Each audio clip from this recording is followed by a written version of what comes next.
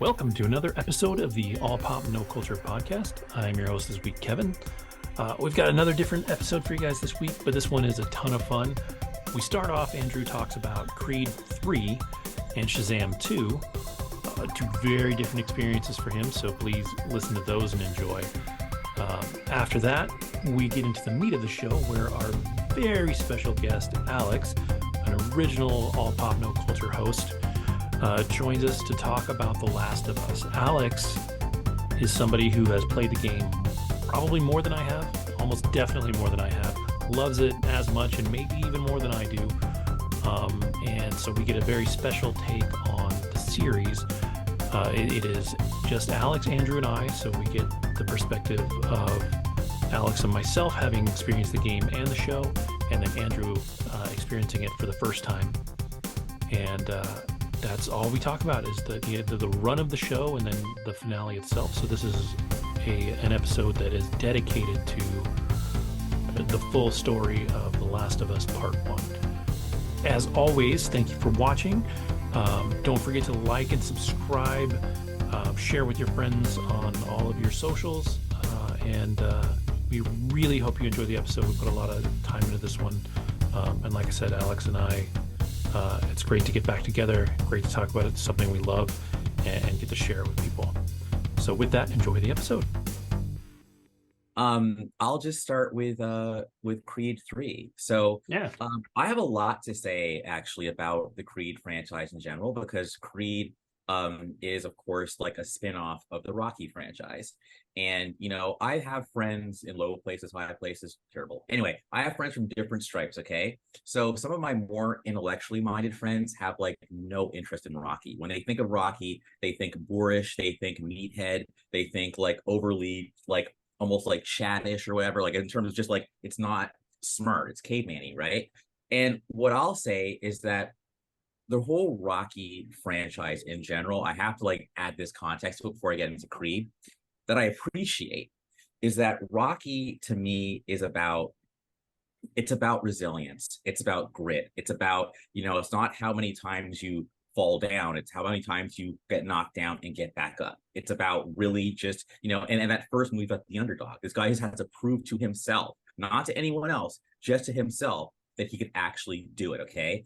And really what it comes down to is it's kind of like it's masculinity, it's manhood. That's what those films are ultimately about, and Creed 3 is no exception. And what I find kind of remarkable about that is I do think in this day and age, like when you hear the term masculinity, usually the word affixed to that word is toxic. So toxic masculinity, anything masculine is like bad. So, whether it's when you have a movie like Top Gun Maverick or like a Rocky film, it kind of goes against like where the zeitgeist is right now, which is definitely more the force is female. And that's great. I fucking love that shit. I really do. But because that's where we are now, things like Creed and Rocky kind of stick out because they seem almost dinosaurish, but this movie pulls it off. So anyway, let me now get right to the movie. So Creed 3 is the third, obviously, of the Creed franchise. The first Creed film, for those who don't know, Apollo Creed was like the guy that Rocky fought in 1 and 2. In 1, Creed wins. In 2, because Rocky went the distance, he actually went 12 rounds and didn't get knocked out, it's fucking with Creed. So Creed's like, dude, this guy, I gotta know I can definitively beat this guy, So he goes back and fights him. And by the way, I apologize. Have you guys seen these films? Because if you haven't, then maybe I should not spoil this shit. Have you guys seen these films? I have not seen a single Rocky or Creed film, but you can spoil it. And what about you, Alex? I have seen Rocky films. I don't know that I've seen all of them. I believe I've seen the first 2, maybe 3. Okay, I'll be long time ago. Yeah, I'll be spoilerish then, just because I want to long time ago. So you'll probably forget. So anyway, but I haven't seen any of the Creed films. God. Okay, so then good. Okay, so then this will maybe connect it. Okay, so anyway, Rocky beats Apollo basically because they both fall down, but Rocky gets up before Creed does, and actually Creed just falls down and he wins. The third movie, Mr. T shows up, And that lesson ultimately is like, okay, when you're the shit, when you're the winner, when you're on top, guess what? You got to keep defending your shit. You can't just like relax, because that was lesson Rocky learned in that one. And the fourth one, that's just some straight up, USA Russia shit. Like there wasn't really much depth behind it. It was just like the fun one, okay? And then the fifth one, oh, and by the way, Apollo dies in that one, and that has an impact obviously on these films, Creed films. So then obviously Rocky 5 happens. I got to rewatch that shit because I was too young to really appreciate it. He was getting all hip hop-ish and shit. Like it just felt too trendy. Rocky 5, I think, is kind of lambasted as the worst one, but I may watch it again because some people say it's great. You don't understand it. So we'll find out. I'll find out. We'll come back in the show and tell you if it sucks or not. Rocky Balboa 6 came out in like 2000, I want to say 5 or 6, something like that. Either way, it was actually a damn good movie. And Milo Ventimiglia is there, and Rocky makes a great speech talking about, it's not about how hard, like life will hit you harder than anything else. Like it's just great. It's great film. And Adrian dies in that one, or she's already dead, whatever. Now we fast forward to fucking Creed 1. Creed 1, Ryan Coogler directed it. Okay, so that should tell you right away that's going to be amazing. Ludwig did the score. So basically it's almost like a prequel in spirit. It's a spiritual ancestor to Black Panther. I mean, it really is. So Adonis Creed is the illegitimate son of Apollo. So Apollo, of course, he's a boxer, he's a big celebrity, so he's fucking around, whatever. So Adonis is one of his orphans, whatever. Apollo's widow takes pity and takes him from the system, like from a group home, and basically raises him. But that's his dad. So he wants to go into boxing, and he eventually does. And actually, and he goes back to Philly to actually find Rocky Balboa. This is Creed 1, and Rocky reluctantly does train him, but he's dealing with the guilt of having watched Apollo die in the ring because Drago killed his ass. Okay. Anyway, we all know what happens at the end. Adonis Creed actually ends up like winning, whatever. Creed 2, fucking great. Creed 2 is Drago's son. Ivan Drago's son wants to fight Adonis Creed, who is Apollo's son, and Drago does show up in the movie with Sylvester Stallone. And Creed 2 is basically like the end of the Rocky saga. And what's really cool is that think of like Rocky, the first Rocky is almost like Star Wars Episode 4, because really the story starts before Rocky. It actually starts with Apollo. But Rocky, starts the franchise and goes from Rocky 1 to Creed 2. And that's the end of the Rocky shit. Rocky's now irrelevant. Okay. So after Creed 2, Rocky's done. But when you watch the end credits of Creed 2, it's like, man, what an amazing fucking saga you did. And Rocky won Academy Award in 1976. It's actually, it's an art film. Okay. Now, Creed 3, my man, Jonathan Majors comes in and he's a star, dude. Like he is, everything, he's electrifying. Okay. And I think one of the best parts about Jonathan Majors is that he can play both hero and villain so convincingly well. So the backstory of Creed 3 basically is Jonathan Majors' character, Damien Anderson, was childhood friends with Adonis Creed. And some shit goes down, and Jonathan Majors' character goes to jail for like 18 years, okay? He gets out, and Creed, Adonis basically is like a retired champion. He's now managing other fighters, but he's like, yo, I want a title shot fight, because he's managing the champion. Some shit goes down, and you find out that really Jonathan Majors has a vendetta against Adonis, and the vendetta plays out, and eventually they do fight.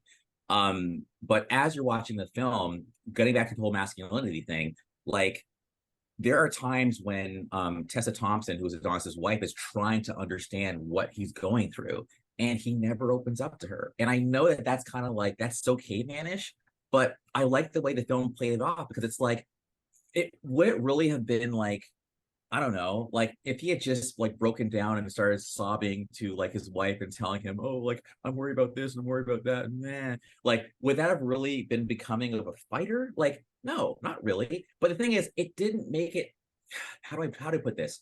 By the end of the movie, everything is resolved, but it's not resolved in a kumbaya corny way. It's actually very. It reminded me of Black Panther at the end. Like even though Killmonger and T'Challa like they do kind of have a resolution, but of course, Killmonger kind of ends his rage on his own terms. The same thing happens in this film. So, I am kind of going in a bit of a rant, but I'm kind of skipping around and shit. But, I was worried that like the steam was going to run out of this franchise. But if anything, it doesn't, because I will just breadcrumb one more thing. Adonis Creed has a family. Obviously, he has a daughter. His daughter is deaf, so there's a lot of signing going on here. But she's a fighter, man. So even though I talked about this movie being about masculinity and the whole Rocky franchise being about masculinity, his daughter is going to be a badass, and they're totally like planting the seed for maybe the next film is going to be about her, and that's dope. It's organic and nothing is forced, and that's the thing about. Okay, I'm going super sociological. Welcome to the rants of Andrew Alex. So the thing is, I love it when we get sociological, but it's not forced. It's organic. And that's why I think that movies like a Creed, or I'll just say again, Top Gun Maverick, like you can have you can have diversity, but it's done in a way that's actually believable, organic, and not like force fed. Because when you force anything, I think you actually end up doing the opposite of what you're trying to do. Like you want people to kind of buy it, but they're kind of like they're resisting. You're pushing back, and I'm not saying be complacent, but I'm also saying, but don't overdo it. And I think that this film, by the way, okay, I'm really almost done. This is an epic. When I see like the timestamp, like Andrew talked for like 12-15 minutes. Anyway, so what I was going to say is this is the biggest grossing opening weekend of the entire Rocky franchise, Creed 3, which is crazy. You'd think that after this long, the seventh film, that they'd be losing steam. It's not.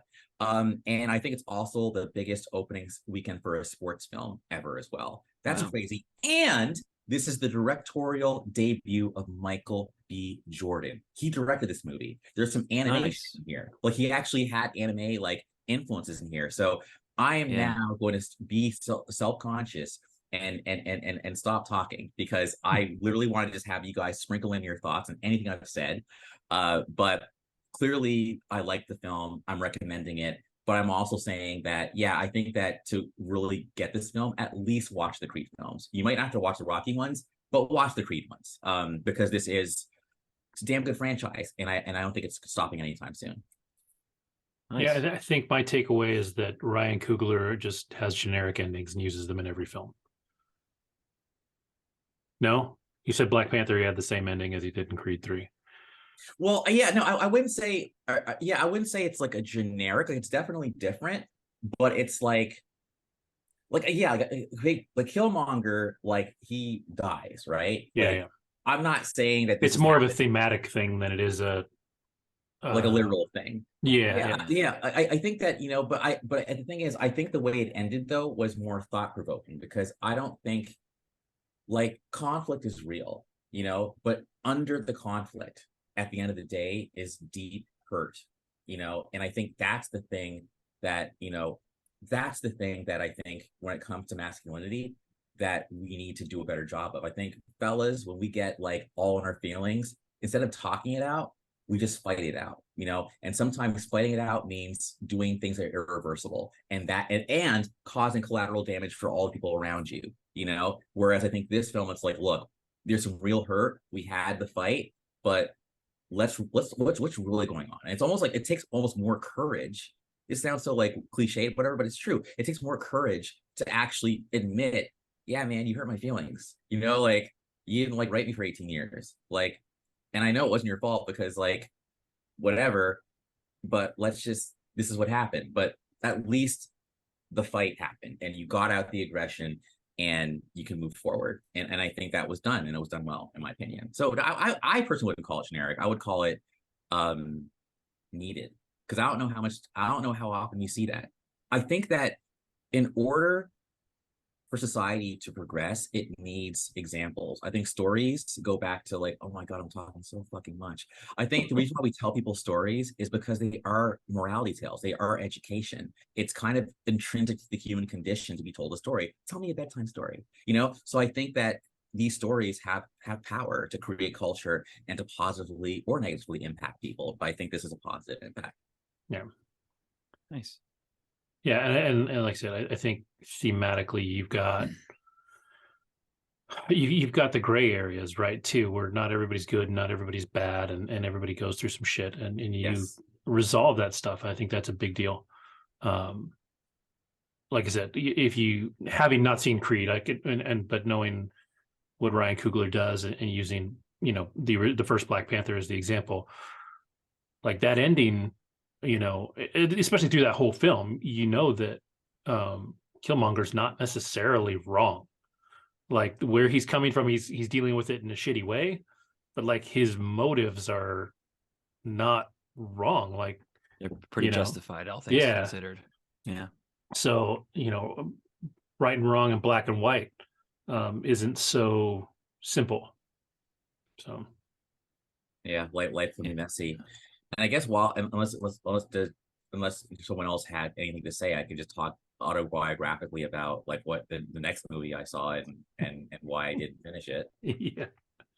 Yeah, no, nothing really to add. Without having seen the films, it's tough to sprinkle in any Yeah. thoughts. Yeah. I will say I saw the trailer for Creed 3 a couple of times. I think that both times I went to the both Wakanda Forever and Ant-Man. I think it was in both of those. And just the trailer alone, like I had a bit of rudimentary knowledge about it. I knew it was, connected to Rocky, and I, Yeah. saw the trailers for the other two.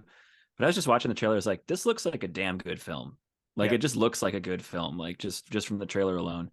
And I know you can't always believe trailers, but I think my barometer's pretty decent for the most part when I see trailers these days, anyway. And when I was watching it, I was like, this is like I'm gonna watch this at some point. I don't know when, but I'm gonna get around to this one and the others, obviously, first. Yeah, I've never had a good excuse for not watching the Creed franchise, but like Yeah, ever since I saw the trailer for the very first one, yeah, knowing already that I like and respect Michael B. Jordan, and I don't think I knew it was Ryan Coogler until, to be honest, after the second one came out. And I don't know that at the time I even like understood who Ryan Coogler was. Like yeah. I know that he directed Black Panther, but like I didn't really put that together with like anything else. Um, and he, knowing what I know about him now, because he did Fruitvale Station too, didn't he? Was Yeah, that that was his Coogler? first one, and Yeah, that's a Bay Area movie too. Like when you yeah, watch for the movie, sure. it feels so Bay Area. Him, like Um, Coogler and Jordan are like almost like Scorsese and like De Niro. Like they had that, or Scorsese and and DiCaprio. DiCaprio. Yeah, Exactly. Yeah. yeah. And so knowing as much as I know about him now, it makes me far more interested in the Creed franchise than I even was before. And the first one always looked good to me. I just haven't gone back and watched them yet. Same.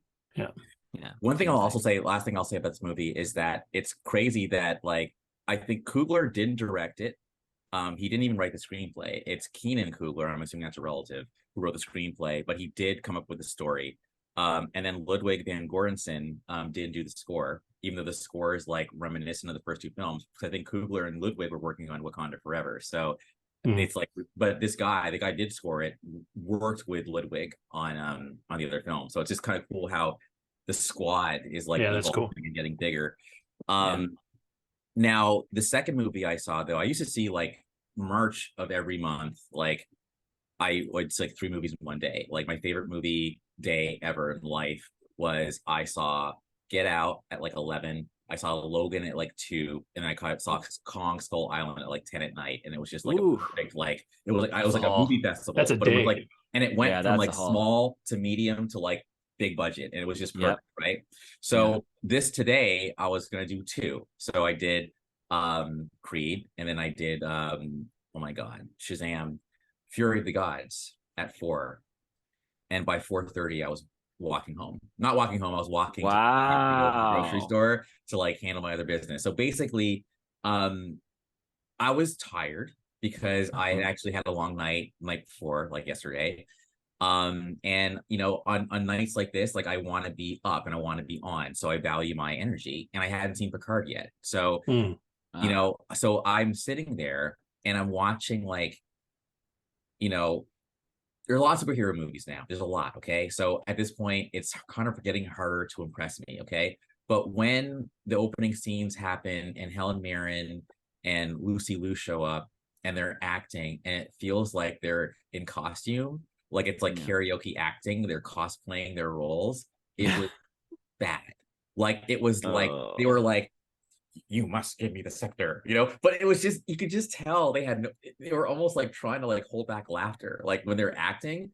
And Yeah. then like it was just so cheesy. And then one thing I'm also noticing is like what made the first movie work so well is the fact that like, yeah, you had like, I forget his name, but like the older guy, whatever, like, but you'd see a lot of the kid is Mhm. actually good, and then the kid's brother who had like, I think like the disability, like those, that dynamic was good. Yeah. His This movie foster is more brother. Yep. focused on them as like, you know, grown-ups, and I just didn't find it as interesting. It was cheesy, it was just cheesy and dumb, but really I just couldn't get past the villains. I was just like, this is terrible, I'm drowsy, and you know, time is valuable. I'm not going to get this time back. I can just read it, and the DCU is ending anyway. So this is like, Yep. why am Yeah. I? It's like there's no point to this is I there is literally better things I could be doing in my time right now. So I left, and I have not left a movie willingly ever.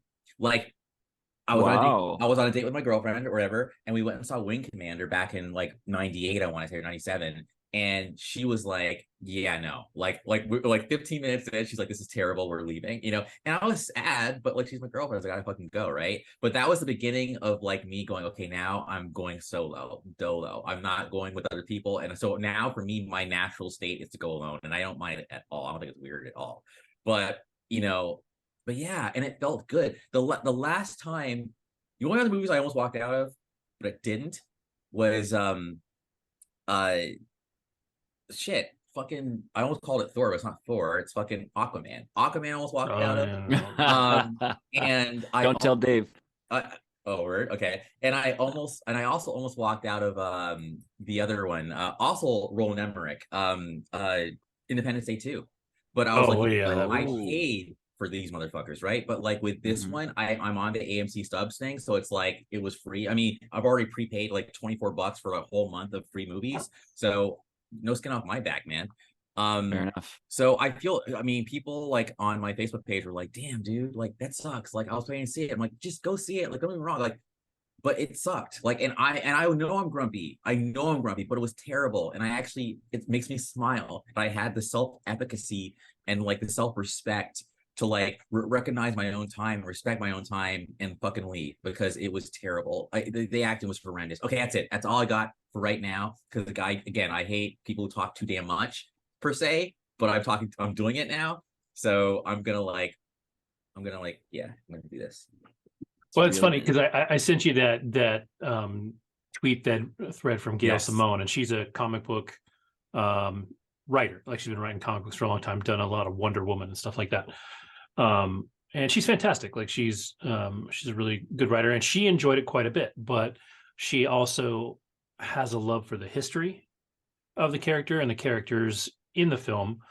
And what's interesting, and it's funny that you said it's what made the first film appealing. A lot of her thread is about the family of Yes. kids and where they're from. So I'm That wondering worked. if like maybe If I stayed further into the longer, movie, yeah. yeah, sure, I'd see Um, more of that. Probably, so probably. yeah, I'm curious to see. I'm gonna watch it like when it drops on Oh, I will too. HBO or wherever I it HBO will. Max. drops. Yeah, Yeah. Yeah, I'll just once. definitely watch it. My frustration has always been in the advertising in this film. I feel like they did a horrible job advertising it because they wanted to push the Flash, and I'm not going to see the Flash because fuck Ezra Miller. But yeah, I just felt like it was poorly marketed. Um, and so like if I was going to see one of those two films, it would have been Shazam. Like I would pay to see Shazam. I'm not going to pay to see the Flash. I just can't do it for my And own mental health. I Not even wanted for it Michael to win. Keaton. Not Yeah, even for Michael no, Keaton, or but right, you mean the guy in most of the trailers? right. He's the reason to see it. I Yeah, mean, let's be exactly. real. He's the Yeah, actual reason to see the movie. There's no other yeah, reason. Yeah, yeah, I wanted Shazam to win. I did. Like, yeah. don't get it twisted. Like, I did. And I like. Oh, and one more thing, Kevin. It did more of it. You know what I'm talking about? Like, what is this movie? Is it a horror film? Dude, there was like Did they mass really? casualties like Oh in my the beginning. gosh. Like motherfuckers are dead. Like Helen Mirren and Lucy Liu in their corny ass, horrible acting killed at least 50 people in the opening scene. Killed. Like, what is this? So it's got that. What is this mismatched tonal? And then apparently, I posted something on Facebook. Tone. The guy says, like, the director was like, "Well, I got paid up front, so it is what it is." Like, he Damn. actually said that, dude. Like, he Doesn't said, give a "Yeah, I fuck. know what it is. Like, this is a payday for me, man." You know. Yeah. And I don't know if you get back. Like, oh my god, I'm not always like this, Alex. Like, oh wait, but Kevin, did I dropped a little Easter egg spoiler? Can I say it? Because I wasn't sure if you wanted to know. Yeah. Why the fuck is Annabelle in your movie? Like, literally, there's a scene where the Annabelle doll's in the movie, and I'm like, I thought it was cool, but I was just kind of like, this is so cheap. Like, it's because he directed Annabelle Creation. Yeah, and then Zaslav is like the fucking, like, he's the co-head of DC. So in Zaslav, his only claim to fame is the Conjuring franchise. Okay, so it's like, come on, guys, like, you're just whack, man. Like, anyway, but I wanted it to win, so I'm not a hater. I just am not afraid. You just hated it. I'm not afraid. You know, we kept not a hater, just hated it. Yeah, exactly. That's fair. That's fair. Right. That's fine. Yeah. You went in with the right intentions, but you can't control how you feel. Like, you feel how you feel, right? So it's like you're in there, you're watching it, and you're like, this is bullshit. I mean, that is what it is, right? Like, that's gonna happen from time to time. All right.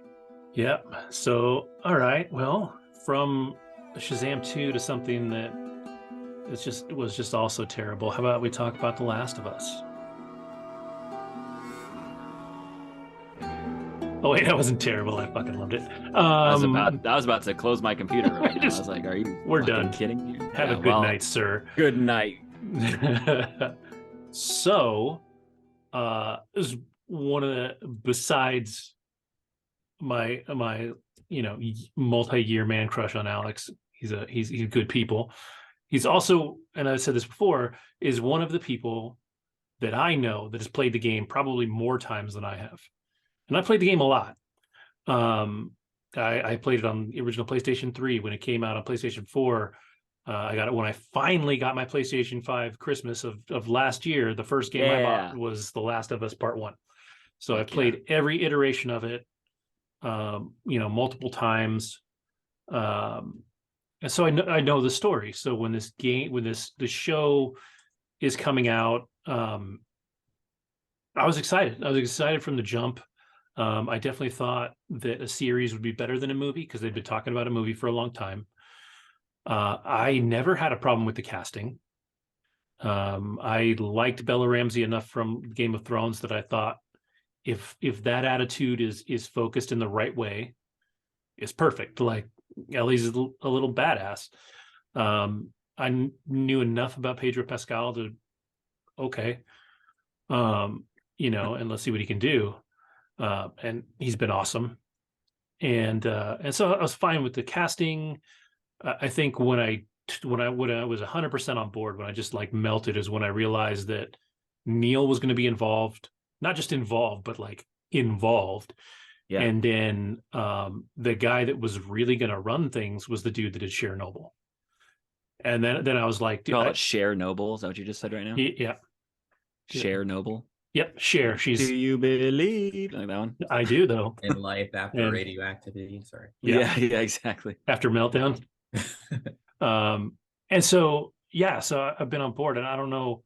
What was your take before it rolled out, Alex? Like, where were you?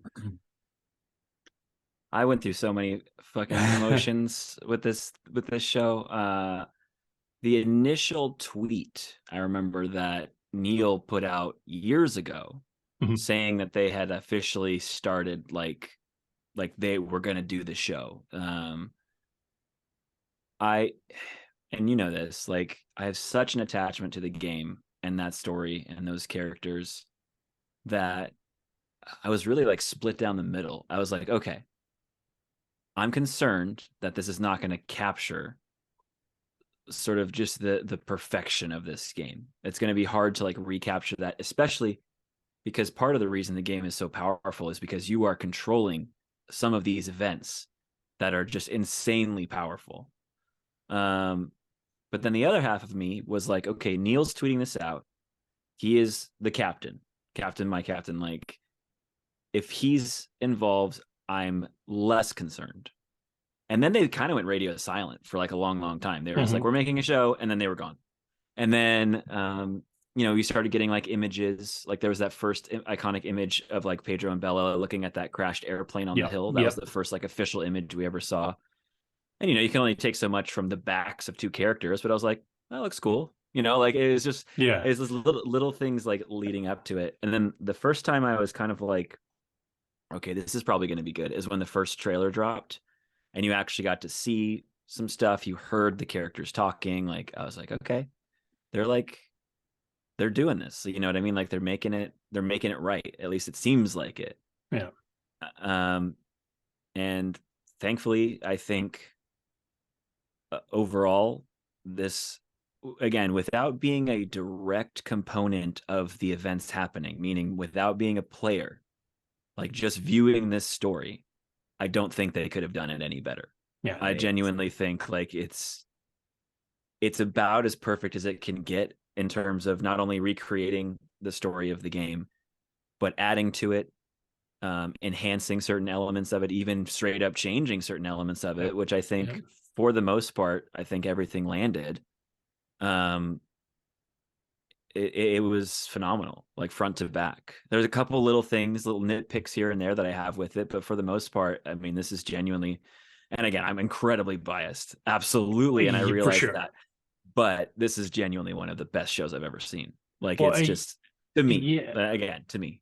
Yeah, and for me, I think my barometer has been, because I am so biased and I'm so skewed, like they didn't screw anything up. So like I'm gonna love it, right? Like they just didn't just totally blow anything. So my barometer has been Andrew, it's been Pete, it's been all these people that I know don't game, right? Mm-hmm.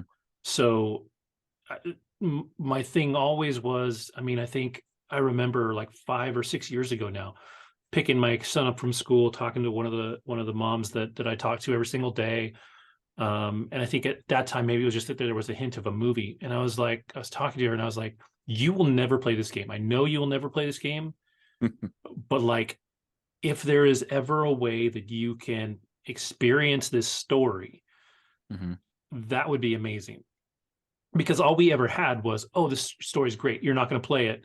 Either watch me play it or watch somebody else play it, or watch like the cutscenes. Yeah.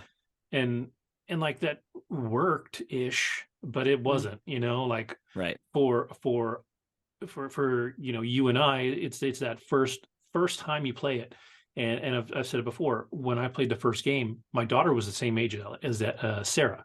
So when I played that opening scene, so when I played that opening scene and Sarah dies, I was like, fuck. Like I can only imagine. Yeah, it was heavy as shit.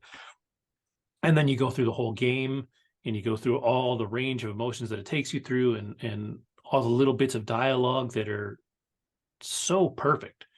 And you have these performances that are by far the best performances that I've seen in a game up to that point. Still better than most these days, if I'm being honest. It is for sure. And Troy's awesome. I love Troy. Troy's great in everything. I don't know that Ashley Johnson has done much in the gaming world other than this, but not really. Yeah, but she was absolutely perfect as Ellie. And so it was just this experience. And when I finished the game with that, the way, and Andrew, you've seen it now, the way the show ends is exactly how the game ends. Like that last shot. Exactly. Like even the amount of time it stays lingering on Ellie's face, you could almost count the seconds. Yeah. If you want to nitpick, one shot was from the left and one shot was from the right. Like that's right. As much as you can nitpick. Literally. But yeah, it was so, and then it just ends there, and it leaves you with this whole like, what the fuck? What what is going to happen to these people next? And at the time in 2013, there was no talk of a sequel. There was no idea that they were going to do a sequel. No, nothing. So that was the end of the story. And it ends in a very ambiguous place, which we'll get to, I think, in a few minutes. But I think, watching that first episode for me, that was one of the biggest besides probably the I mean, I guess there's a lot of them, but this one has a pretty significant departure from the main story too. Number one, you start off with that awesome scene with the scientists, which is Yes. just great. Like you're setting up. Yeah, that got me so fucking hyped when they were Yeah. doing that, and they started talking about like you. You know, I'm curious, maybe because Andrew, you never played the game, right? No. Okay, so that particular conversation was significant in so many ways because I had played the game and I knew what was going to happen in the story. I knew what they were talking about. I knew how they were going to connect sort of cordyceps and that fungus into like how it evolves into what it becomes to essentially create this apocalyptic world. Without having that context, though, I'm just curious about like that particular scene. Did you have any like ideas popping up when that scene was happening about like, oh, what's going to happen? Like you knew what was going to happen, or like what you thought was going to happen, like what they were talking about, or did you just kind of think like it's just kind of the intro of the show? They're just kind of like talking about a couple of things. Like I'm just curious from like not knowing the story, Yeah, how sure. that Yeah, intro no. hits. The way my brain works is I definitely cleave to any narrative that is big on world building and it's big on Mm. contextualization. So for me, I just saw it as a pretty kind of literal, because I had heard of cordyceps. I didn't know this was obviously post-apocalyptic. So Yeah. I just felt like everything in this scene is literally just setting up everything. It's like an ominous fucking warning. Yeah. And I was gonna say something, and I also do this in the show a lot. I just forget what I'm gonna say. It's all right, man. But It happens every day to me. shit. Every day. Word, yeah, yeah. No, but yeah, no, I remember now. I remember thinking, because I hadn't played the game, I was just thinking, okay, if this was part of the game too, man, this game, I can see why people love it so much, because if a game is so Oh. well thought out, that they'd Mhm. actually tie it to a real thing, and they'd actually show like this prequel thing, whatever. Yeah, this game is some next level shit. So when I found out that it was added, I'm like, okay, this is like even better. Like the fact that you've got this Craig Mazin and Neil Drucker, or is it Drucker or Druckmann. Druckmann, sorry, Druckmann, working together. Like it's like it's so hard to make an adaptation and make changes, but make them better. Like I Mhm. think that it's harder to do that than anything else, because again, I go to Ready Player One. Like that's a lot, because like I don't know if you guys are familiar with that one, or Alex, if you are, but I just feel like they made changes and they were terrible to me. Like they were terrible. Ready Player One should have been a series, not a movie. And this movie, it just made me respect it more. So to answer your question, yeah, I just loved it. I was great. I just knew I was in for this. Wasn't just an ordinary TV show.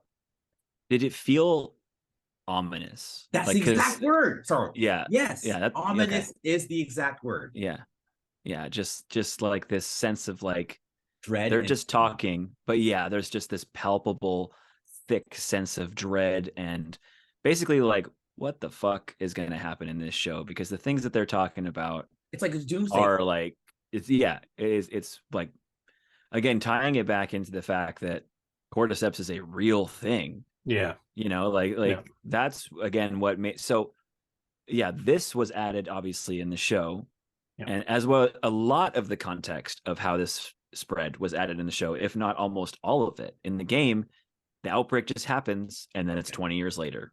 Yep. And you don't really have any idea of why, what happens, Yeah, and anything they like don't that. bother. Through They don't bother. no point in the game do they bother. The only thing you know about it is they think they can cure it with Ellie. That's like legit. Yep. And we don't know All you why get. Ellie's immune. We never get Nope. that context either. Nope. Whoa. It's literally just The like show did a good job of that. So the Yeah. one thing that with why Ellie's immune and what we discover in this final episode, that is stuff they had talked about. Like yes, Druckmann had there was talked a comic, about. I think. They they talked Or about making yeah, a go ahead. DLC out of it. They Yes. talked about actually doing a live action episode of, like, they talked about it many times, getting it out there, and they just never did. And Right. so Never got off the ground. yeah.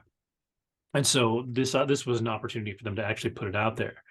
But what I love about the first episode is the same thing that I love about the game. Now, you started with this thing that's setting you up in this real world thing. Plus, you throw in the twist that like global warming isn't just melting shit, like it's changing the ecology. Like these things are going to adapt, and if they adapt in a certain way, we're totally boned. And so you go from this, and then you jump into this very happy, home life between Joel and Sarah, and it's good. Like she's a great kid. Like I almost wish they had cast somebody else, because all I could see was a little Tandy Newton running around. She looks so much like her mom that it's like distracting. Oh, is that her mom? I didn't even know that. Okay. Yeah. And yeah, she really does. Holy crap. Yeah, she looks just like as soon as you're like, shit. Yeah. But she's fantastic. Like she is exactly what she's supposed to be, which is sweet and endearing. She loves her dad. She fixed in the game. She buys the watch for him. In the show, she repairs the watch. Well, we don't know that. We don't know. She never actually says she needed money for it. Like they made the money I sell hardcore drugs thing. Yeah. But technically, she never said like that's true in the game. Yeah. Yeah. We don't know. So it could have been repaired in the game. In theory, yes, she probably bought it, right? Like that's what they in like kind of hint at. But it was a good story because it lays the groundwork. You see all the things kind of going chaotic behind her. You've got the neighbor folks, which is also not a part of the game. It sort of is, like a different neighbor comes busting through in the game, right? But it doesn't happen out front. So all this stuff, it did a great job of setting up the show and letting you know that it's not going to be identical. Like the events are still effectively the same. And to be fair, like my one nitpick from the first episode is I kind of wish they hadn't done the in-car camera thing to make it look so much like the game, because it felt a little too gamey. And just in that one scene, I thought that was cool. And I'm sure most people did, and it was cool. Like it worked. Like it wasn't bad. I was just like, this feels a little too much like they're trying to make it look like the game. As the only like they have the ability to flex outside of this POV. And they're not doing it is probably why it was frustrating to you a little bit, I would imagine. Maybe because they did do that a lot more in terms of letting us stay and be with other characters who weren't Joel and Ellie. Mm-hmm. We had a number of scenes with characters, whole episodes almost, with characters that we never got their POV in the game, because you're always either Joel for 85% of the game and then Ellie for a little bit of it. But But I thought I thought they did a good mix of paying homage to the game, being like, if you've played the game, you recognize this camera angle from inside the car. You recognize driving past the burning farm from inside the car, like the kind of stuff like that. The street sign with the cops going by, like there were, like especially like it was like almost shot for shot. Yeah, and I think there were things in that first episode that, Andrew, you would have just watched the episode and been like, this is a great episode. But for Alex and I, we're like, okay, that, like, you're okay. They are paying attention to what they are working from, and they are actively working to make it look like it did. Like the shot behind me is ridiculous. Like it looked, like when he opens the door and walks out, I was like, shit, this looks exactly like the game. Like, and so, that first episode, they're really feeding you. It doesn't matter if you're a fan of the game, but if you are a fan of the game, there's some meat there. There's some extra stuff that is really great. Yeah. And they, and again, like I said, they changed some stuff there. Like, Sarah's death scene is a hair different, like marginally, but marginal, not really, but not enough to make a difference, right? Like just enough that they changed it because it had to be a little more realistic, I think. The things that I'm trying to think, like, what do you mean they changed? I mean, it's what did they change about it? They don't go running through. I guess they still go running through a bar. It's a little different. Because that runner's chasing him through that restaurant. Remember, he's like jumping over stuff, which was absolutely bonkers and awesome. The stunt people in this show, for all the infected, 10 out of fucking 10, dude. Yeah, like they were just awesome. They all felt like they should have. And what I mean by that is, like, they are not in control of their bodies. Basically, it's their human host constantly at war with this infection that's taking over, and like the infection is driving them to motion, but like they're not super coordinated because again, they're not the person. It's just again, like they're basically trying to drive this big car, and they just are shitty drivers. But like when it was just like diving over stuff and running head first and then getting right back up and running again, and just like the little movements that a lot of them did, I was like, man, they nailed it. Like it's so good. So good.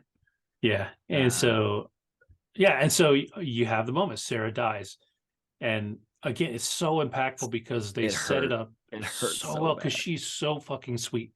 Like they gave you more time with her too. Like a lot more time.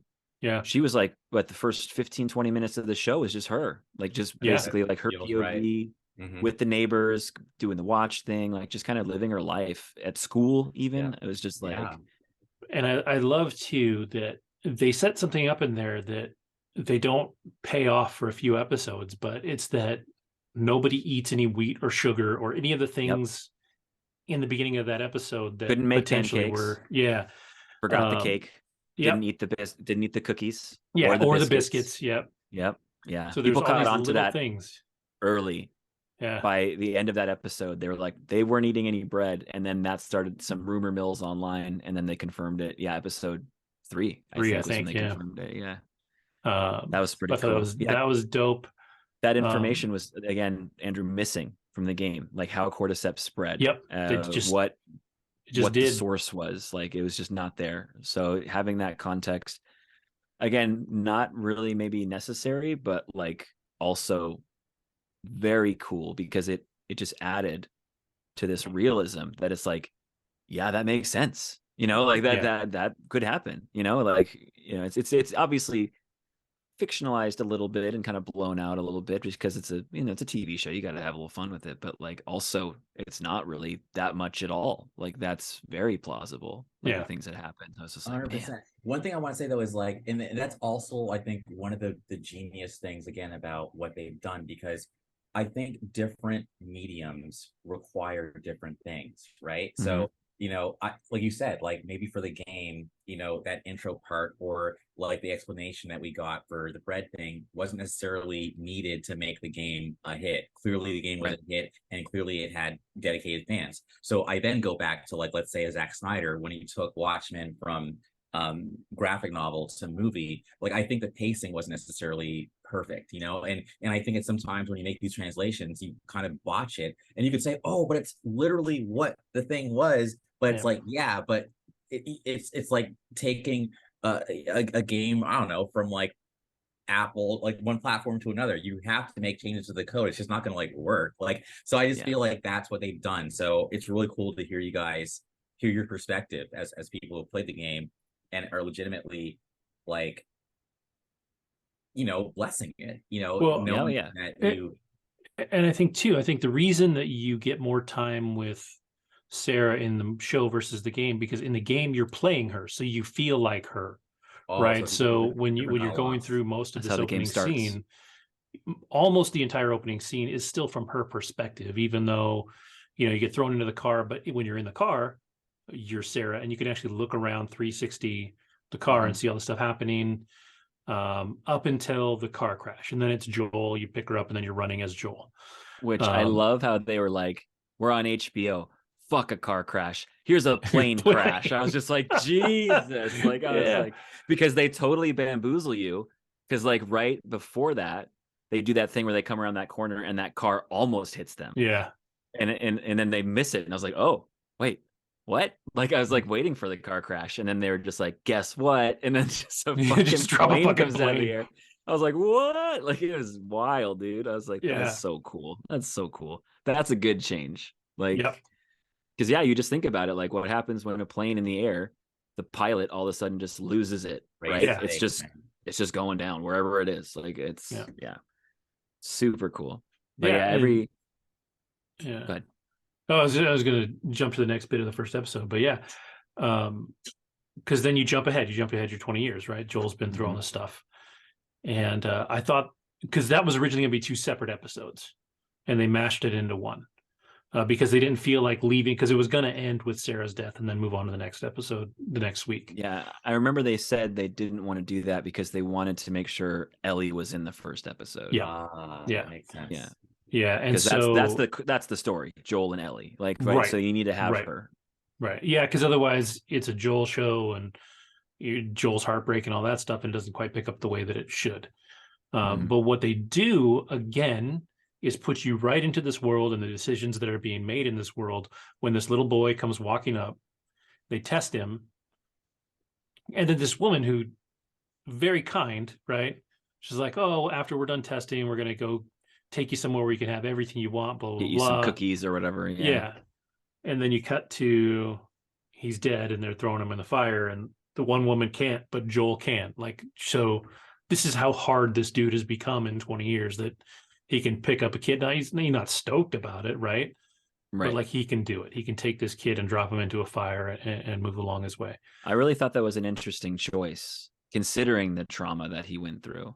Mm-hmm. Like when they did that for the first shot, essentially, of Joel after the 20 years of him just picking up the kid and just literally just staring into space and just dropping him, like not even looking at where he's putting him, but just like it's like a sack of meat or something like that. I was like, man, like he's got to stay disconnected, but he's just got to do his shit. You know what I mean? Yeah. So it was a really interesting play. Also, just because they had to one up the game, it's like, remember how one kid died in the game? Now two die in the show. It's just like, Jesus Christ, guys! Like, pull a few punches, please. Like, maybe lighten the load a little bit. Yeah. But then we meet Tess, who personally I'm a huge Anna Torv fan. Fringe is one of my favorite shows. And so I thought she was a great Tess, and this Tess is very different. Like, you think so? Physically, like she's physically, sure. Like she looks different, and not just that, but like the Tess from the game doesn't look quite so rough. You know, like they made Anna Torv look like she'd been through some shit. Like, she looked old, and they kind of had to make her look old because in episode 3 you have some flashbacks to her, and she looks much younger and happier and all that. Well, I will say, and now that you've played it, because you finally got your ass a PS5, like the part 1 version of Tess looks significantly older than the original version of Tess. Like, same with Joel, really, but he always still looked old. But like Tess actually looks old in the new one, and that was there was a big outcry online, surprise, because like they were like, "Oh, Tess isn't hot anymore," and I'm like, she never was supposed to be hot, dude. She's supposed to be like some 50-ish-year-old woman who's like hardened and just kind of a badass. Yeah, she's been through shit. She was legit. Like, she in the game, she's out to fucking. She's like, let's go fuck up Robert. You know, and in the show, number 1, we meet Robert a little earlier, and in number 2, you know, she's not quite so straightforward about it. Like, she's like, no, I'm going to let you, you know, everything's going to be fine. I'll take care of it, blah, blah, blah. She gets to Joel and she's like, I really don't, you know, I told him that you wouldn't hurt him. And she's like, but I very much like hurt him. And you're like, damn. So like, she's a badass. She was awesome. And she's so great. And so, you know, thinking about the way the episodes then unfold, right? They go through all their stuff. You meet Ellie, you meet Marlene, who I love. Merle Dandridge. Was the perfect Marlene in the game. She's perfect Marlene in the show. The fact that they brought her back was so cool. Yeah, that was the first. That was the first like real nod to the original cast, I think. And I thought that was awesome. I love that they got her, because she doesn't do a lot. Like, she's talented. She does a lot of games, I think. But she doesn't, you know, she doesn't do a ton of stuff that you see. And so to see her, you know, reprise this character that she loved. I liked her a lot. Like, you know, and like, especially even that last episode. I mean, we're going through it, right? But even the last episode, like, I liked her. Like, if I was Kevin Feige, I'm sorry. I'm like, okay, we're scooping her up. Like, we're going to find you. Like, I mean, seriously. We'll find your role. Yes. We'll find your role. Like, she's dope. I fucking loved her. So it surprised me to hear you say that she doesn't do a lot of you know, stuff, I would be totally okay if this turned into like her launching pad, and Yeah. she got I to hope do so. more stuff. She's incredibly talented. Yes. Yeah. Even in the game, you get a similar, like, Marlene is hard to read in the game. You don't get as much She's context for She's her. gray as fuck. Yeah, like her. Well, again, you only see her when Joel sees her in the game. Yep. Like you don't get the scenes that we got in the show where she's talking to her crew. Yep. And she's telling them about how, like, I want you all here because I don't want Fedra here. Like these scenes that give a lot of context to her as a leader And how smart she is. Like that's what I mean. Yeah. Her intelligence, her strategy, like all this kind of stuff. Like, you basically run into her as Joel. She's already shot and wounded, and she takes you to Ellie and she's like, smuggle her. And that's like your only context in the game. Like, you know she's until the end of the game. Yeah. Right. Yeah. It's gets crazy. So yeah, the fact that they got to add to her character and kind of just show you, like, this is kind of who I thought she was, but it's good to actually see that this is who she is. You know what I mean? So it's cool. I love that scene too, when they're first meeting Joel and Tess. Yeah. And she's like, shut the fuck up. You gotta get your goddamn ear blown off. You don't have a fucking ear right now on your head. Yeah. And then that girl's like, oh, like, she's like, you're right. Like, yeah. That whole scene. And then with her and Ellie, and she's like, do I look like your fucking mom? Like, or whatever. Yes. My mom or something. Right. Yeah. Do I look like your like, no. Yeah, you're my mom or something? Do I look like your fucking mom? She's like, no. Yeah. The one thing I didn't tell you, Alex, that I told everybody else is the way that I watched this show. I watched it as soon as it aired. Yep. Then within the next day or two, I watched it with my kids. And then by the end of the week, I watched it with my wife. So I watched every episode 3 times before we recorded and talked about it. Nice. And then the last couple of days, I watched one more time to get ready for this. I didn't get through 8 and 9 for a 4th time. So I guess I'm a slacker. But what a loser. But yeah, like I ate this thing up. It was so great. Yeah. I definitely was doing the multiple views for the first 2 episodes. I cooled it after a while, and I only did, like, for some episodes I only watched them once, and then for most of them I think I watched them twice. Yeah. I only watched episode 5, Henry and Sam. Yeah. Was that 5? I only watched that one once. I couldn't watch it again. It was like, oh my god! Like, couldn't watch that a second time. I don't even care about jumping around. When Henry shoots him, when Henry shoots himself. Yeah. Knowing what happens in the last episode, when Joel talks about the day after he lost Sarah, putting the gun to his head, and then somehow not being able to do it. If you think about that and then look back at the Henry and Sam episode, you're like, shit, he's watching his own, like, experience happen right in front of him. And that's not his, it's not Henry's kid, but it's close enough. Like, he's been taking care of Sam for a while. Whole life. Yeah. And his whole life, he's his brother. Yeah. And that's everything. And so he's got nothing. And so he just does it. And I think probably the saving grace for Joel was that he still had Tommy. Like, that probably helped a little bit. Yeah. But man, it's like, there's so many things that mirror themselves through these characters' journeys.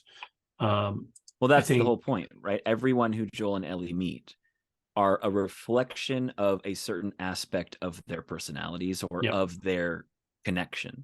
Like, that's the whole point of the show. That's why they meet a lot of duos. Yep. Like Bill and Frank, Sam and Henry, even David and James. You know what I mean? Like, James is much more prominent in the show than he was in the game. Like, he's in the game, he's there, he's the henchman, but he has like 3 lines, and he's kind of just usually like sitting in the back, like just looking menacing. But like in this, he's like a character. Yeah. And they really hammer that home. Like, they're meeting people, even the old couple that they meet, the old Native American couple. I fucking loved them. Hilarious. They were so fantastic. Awesome. I really wish they had, like, I don't know, 5 more minutes of screen time, just a little bit more. I don't know what they would have done, but I love Graham Greene. And then the lady, she was from Northern Exposure a million years ago. She's funny. She's just hilarious. But yeah, so we meet Tess. We go through the whole stuff, and Tess kicks it in Tess fashion, which would want to again another change from the game. Yeah, one of the things I wasn't a fan of in this show, if I'm going to be honest. And to be fair, I think the game community, for the most part, was with you. I was okay with it. It didn't bother me. I understood it having, it having to be infected rather than Fedra, because to just have Fedra everywhere and like doing everything was a little. Not so much that the infected got her rather than Fedra. I actually like that change. In fact, the fact that Fedra chases you so far into the dark zone essentially in the game, I'm like, why do they care? You know what I mean? Like, they got rid of you. They're here because you need enemies to fight. That's why they're here. It's like, because it's a video game. Like, but it makes more sense that the infected got her. No, this is one of my things that I genuinely disliked about the show, and it doesn't ruin it at all. It's still fucking 10 out of 10. But like, Tess's sort of subservient attitude towards an infected just walking up to her and doing that to her does not line up with her character at all. Like, she hates the infected. She doesn't want to be near them. Like, to let one get so close to her and do that, even though I know she's doing something to essentially kill them all, but like, her not kind of going down fighting like she did in the game, like fighting. Like, again, obviously she did what she needed to do, but I felt like that was sort of a little bit of a betrayal of her character. Just because and then I don't know if you probably did. There was some behind the scenes stuff there in some podcasts and other things like that. They gave more context to Tess's backstory that they don't talk about in the show. But Tess had a husband and a son, I think. I think it was a son. And they both get infected. And she has to kill her husband, but she can't kill her son. So she locks him in a basement and just leaves. And like, it sort of like fuels this like hatred, I think, like in her character for just the infection in general. And you see that like just with her in general, whenever they're dealing with the infected, or she's like looking at it, like she always has this look on her face, like, fuck these things. You know what I mean? Like, so I don't know, like that little thing where it just kind of walked up to her and just straight up like violated her. I wasn't a fan of that scene. I thought it was a little unnecessary, like sort of that whole like kiss of death thing that they did with the infection. And they explained it. I know what the context is that this infection is only violent because most of the time people are resisting it. But if you don't resist it, it just sort of envelops you and takes you over. And it's not like a violent thing. And that's why this was not like her getting attacked. It was just it basically, for lack of a better term, making out with her to like sort of increase the effectiveness of the infection that's already inside of her. Yeah, like it's integrating her into the hive faster, essentially. Right? Yeah, the explanation that I saw, and to be fair, I don't remember if it was anything official or if it was a fan theory thing, but was that at that point she was already at least a little under the influence. She was losing it a bit. Yeah, and so that's why she didn't have that control, because the fungus inside her is feeling this. The pull. Can I say something as well? Because there were so many of them in the room, it's almost like the fidelity, if you will, the pull, the gravitational pull of that hive mind was so strong in that room that she was already. And I also said on one of the earlier podcasts, it was almost like a weird, creepy life after death thing. Like, to me, once you're infected, you're already almost dead. So it's you're like dead. You're seeing like this is what it's like to now be non-human anymore. And you're just, and of course they're not attacking her, ripping her to shreds. They're like, you're one of us now, Yeah. So she's just being integrated into that hive mind, and so she was just, and I talked about like that whole thing, like that was her kind of her last like, and I like that was her humanity, basically. Yes, but I like it because I was also saying too, like if I was her, get close to me because I want to take out as many of you as I possibly can, just envelop me or whatever, so she was just it was just a sad moment. And again, I hadn't played the game, so I didn't see her like going out like swinging, but I can see that. But for me, it was just, it upped the creep factor, and it gave us a look as viewers into what is it like to be infected and to be like just brought into this hive. We saw a piece of reality that otherwise would be impossible to see. Yeah, right. And we don't really ever see anybody turn.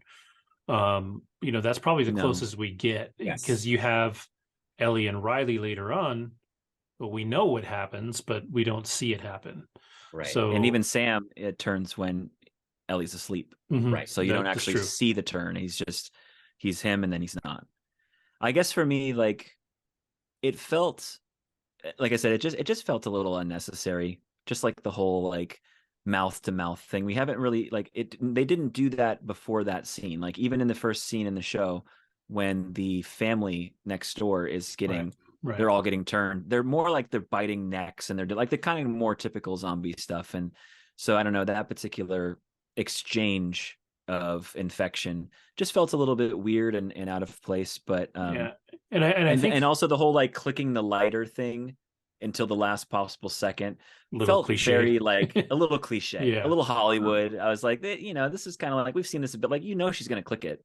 Mhm. Like, so this whole thing is like, I would have rather her like it gets close to her, and then like she like you don't see it, but then like she pulls up like one of the grenades like into screen and just like pulls the pin in the thing's face, and then the whole room explodes. I would have been Yeah. down with that. Absolutely. Yeah, like, that would have been cool. But I was also, I'm sorry, it was really quick. I didn't, again, I don't watch that much shit, so I didn't take it for granted she was going to pull it off. I thought she was going to, but I thought maybe there was no lighter fluid in it. You know, I'm like, this sucks. Like, because I feel like this show is Yeah. such a downer. Like, Oh yeah. what if it doesn't happen? Like, I was ready for that too.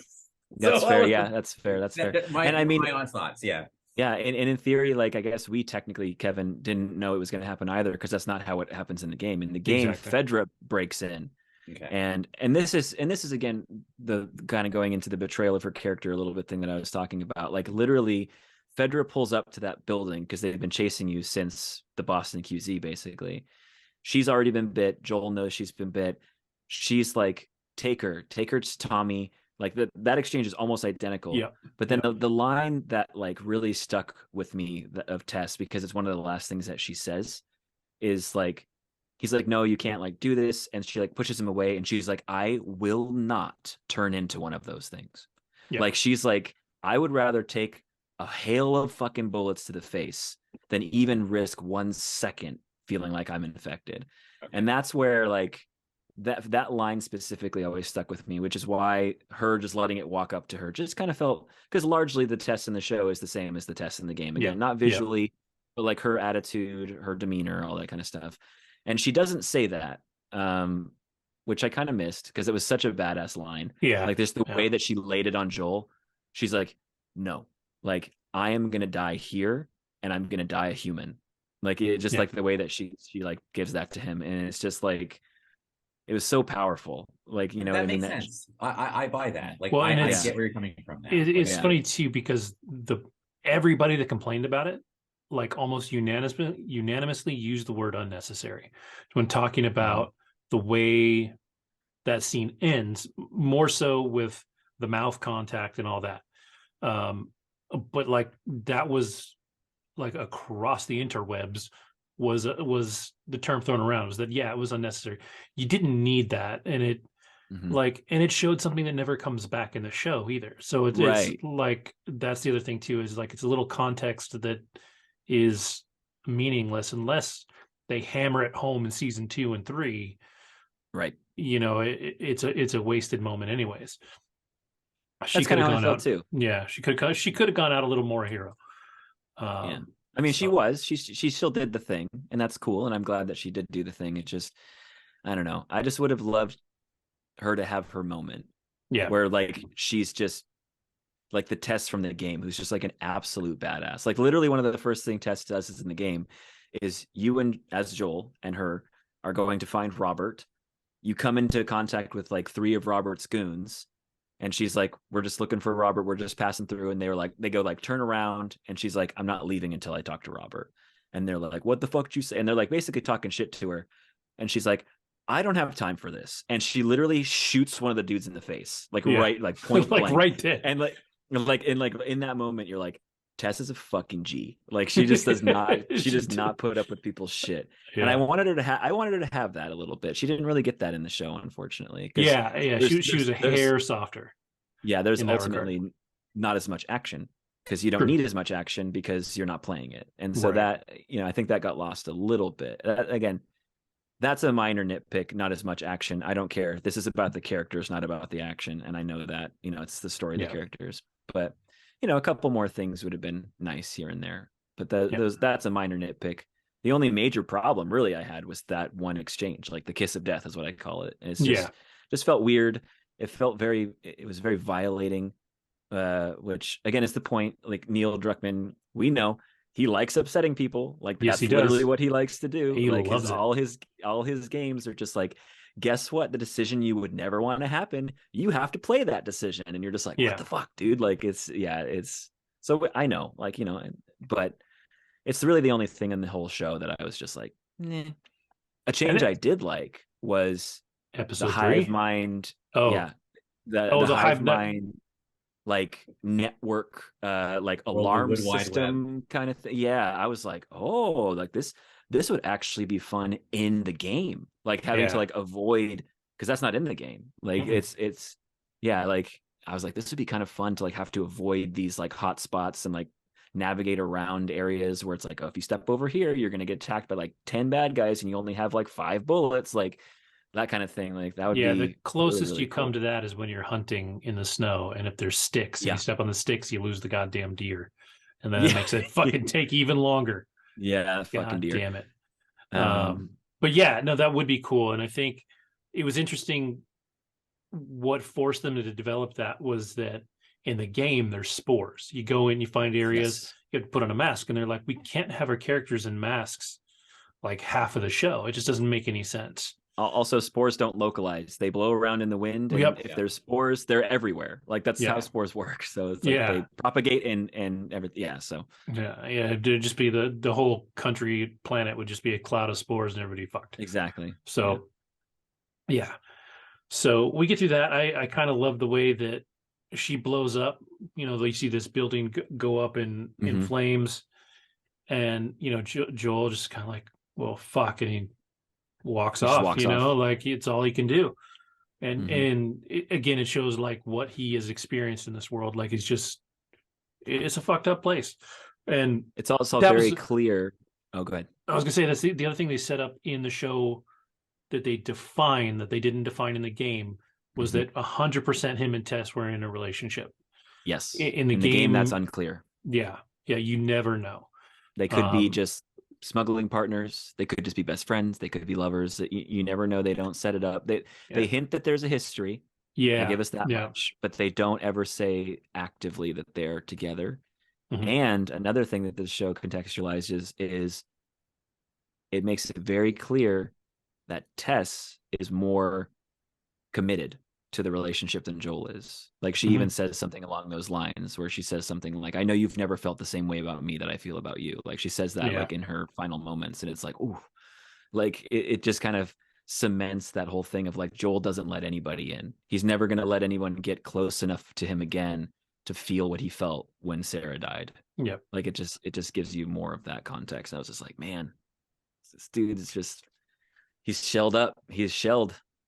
Yeah. And I just gotta say though, and Kevin knows this about me, like I am Mr. like anti-emotion, because I feel like emotions make you do bad things. And I feel like I get why Joel, after seeing the way the ship ended, I get why you don't let people in, because then you start making weird ass decisions. I mean, I get it. Trust me, I do. Speaking of that, we'll get to the last episode with his major weird ass decision. Yeah, no, we'll get to it. But I want to break from it because, like, I mean, now, like, yes, Joel, close up. Like, tighten that shit, tighten it up. Yes, lock it up. Absolutely, lock it up. So you lock it up. So shut your mouth when you're talking to me. Shut your mouth. So. We go to the lowest rated episode of the season according to IMDb. Because there's too many homophobes out there. Dick bags. One of the best episodes of television, I think. Period. So in beautiful. a very long time. Front to back. If not ever. Yeah. Like, and it does. It opens up with Joel and Ellie, which is hilarious. Like the complaints about that opening scene where people are like, 12 miles from Boston does not look like that. No, it doesn't. I think even 20 years after the apocalypse would be like, no. I think even Stephen King was like, guys, Yeah. God. That was pretty funny. Yeah. And then but it was a beautiful scene. It was well oh crafted. yeah. Their whole, like, they're His not vigil for necessarily, Tess. It starts with his yeah, vigil for Tess. that's right, when he's making his little what do they His call him? cairn. Yeah, cairn. And then they have at least a conversation. Like they're Mhm. not getting closer yet They're not necessarily, chummy. but that she is actively breaking down barriers more than he is, right? Mhm. They have their moment at the Cumberland Farms, which is the gas station right down the street from my house. Cumberland Farms is out here, like it's a thing. Huh? And and she finds, like, there's this great moment when she finds, the tampons. She comes back up and she's like, I guess you didn't fucking find everything, like, And the moment where you can see her darkness yes, when with she, yeah, I'm assuming that's a stalker in there because it mhm, looks like halfway between a clicker and a runner. yeah, It's just like stuck in the rubble and it's just like moving a little bit. And she's just like, she's fucked up. I mean, but also, later you get the context that she, similar to Tess, hates the infected for Riley taking because Riley of what for her, happened to Riley. Yeah, because that is the first, as of that we know of, and this is true for the game and the show. That's the first not only infected situation she ever dealt with, the her and Riley situation, but also the first time she ever had to kill. Mhm. And so that's like a huge scar on her psyche. And it really gives, like, again, in this moment, she just looks kind of a little sadistic. But later, like when you have more context, you're like, oh, you know what I Yeah, mean? Like, yeah, so yeah. yeah. And so that's all great. It sets you up. And then they have the scene, which again isn't in the game, but they come to this field of bodies. And Yeah. Joel explains that, yeah, they were taking people to the QZ as long as they could fit them. And if they couldn't, they fucking killed you. Like they just killed people because dead people can't become infected. Yep. You're just like, damn. And then it cuts to the great opening scene of Nick Offerman with Oh it, with a yeah. line that I think they said it was written in the script as like what's going on in his head. Like context, but not Yeah. physically spoken. Yeah. And Nick Offerman was like, oh no, I'm saying that. I'm gonna say that line. Yeah. Not today, And you jackboot fucks or whatever. yeah. New World Order jackboot fucks. New World Order jackboot Yeah. fucks. That's what it is. Yeah, yeah, yeah. And man, that episode's so good. Like there's so much just amazing stuff that happens in that episode. It I really think is. Nick Offerman arguably does a better job than why am I forgetting his name? Than Frank. Murray. Murray Bartlett, yeah. Because like in that scene when when Frank is like, I know what you are. He's like, I the reactions that Bill makes, like when he is like shaking and nervous and all this stuff, is so fucking genuine and so good. Yeah. Like it's just incredible. Yeah. And They really like, go ahead. I was just gonna say they really, with TV and movie couples, relationships, etc. There's always like this little bit of like in the back of your, even if it's in the back of your mind, where you're kind of like, they're not a real couple. I didn't feel that at all. No. Like with their connection, you know what I mean? Like it looked like I was watching people who had been together for 20 years. Yes. Yeah.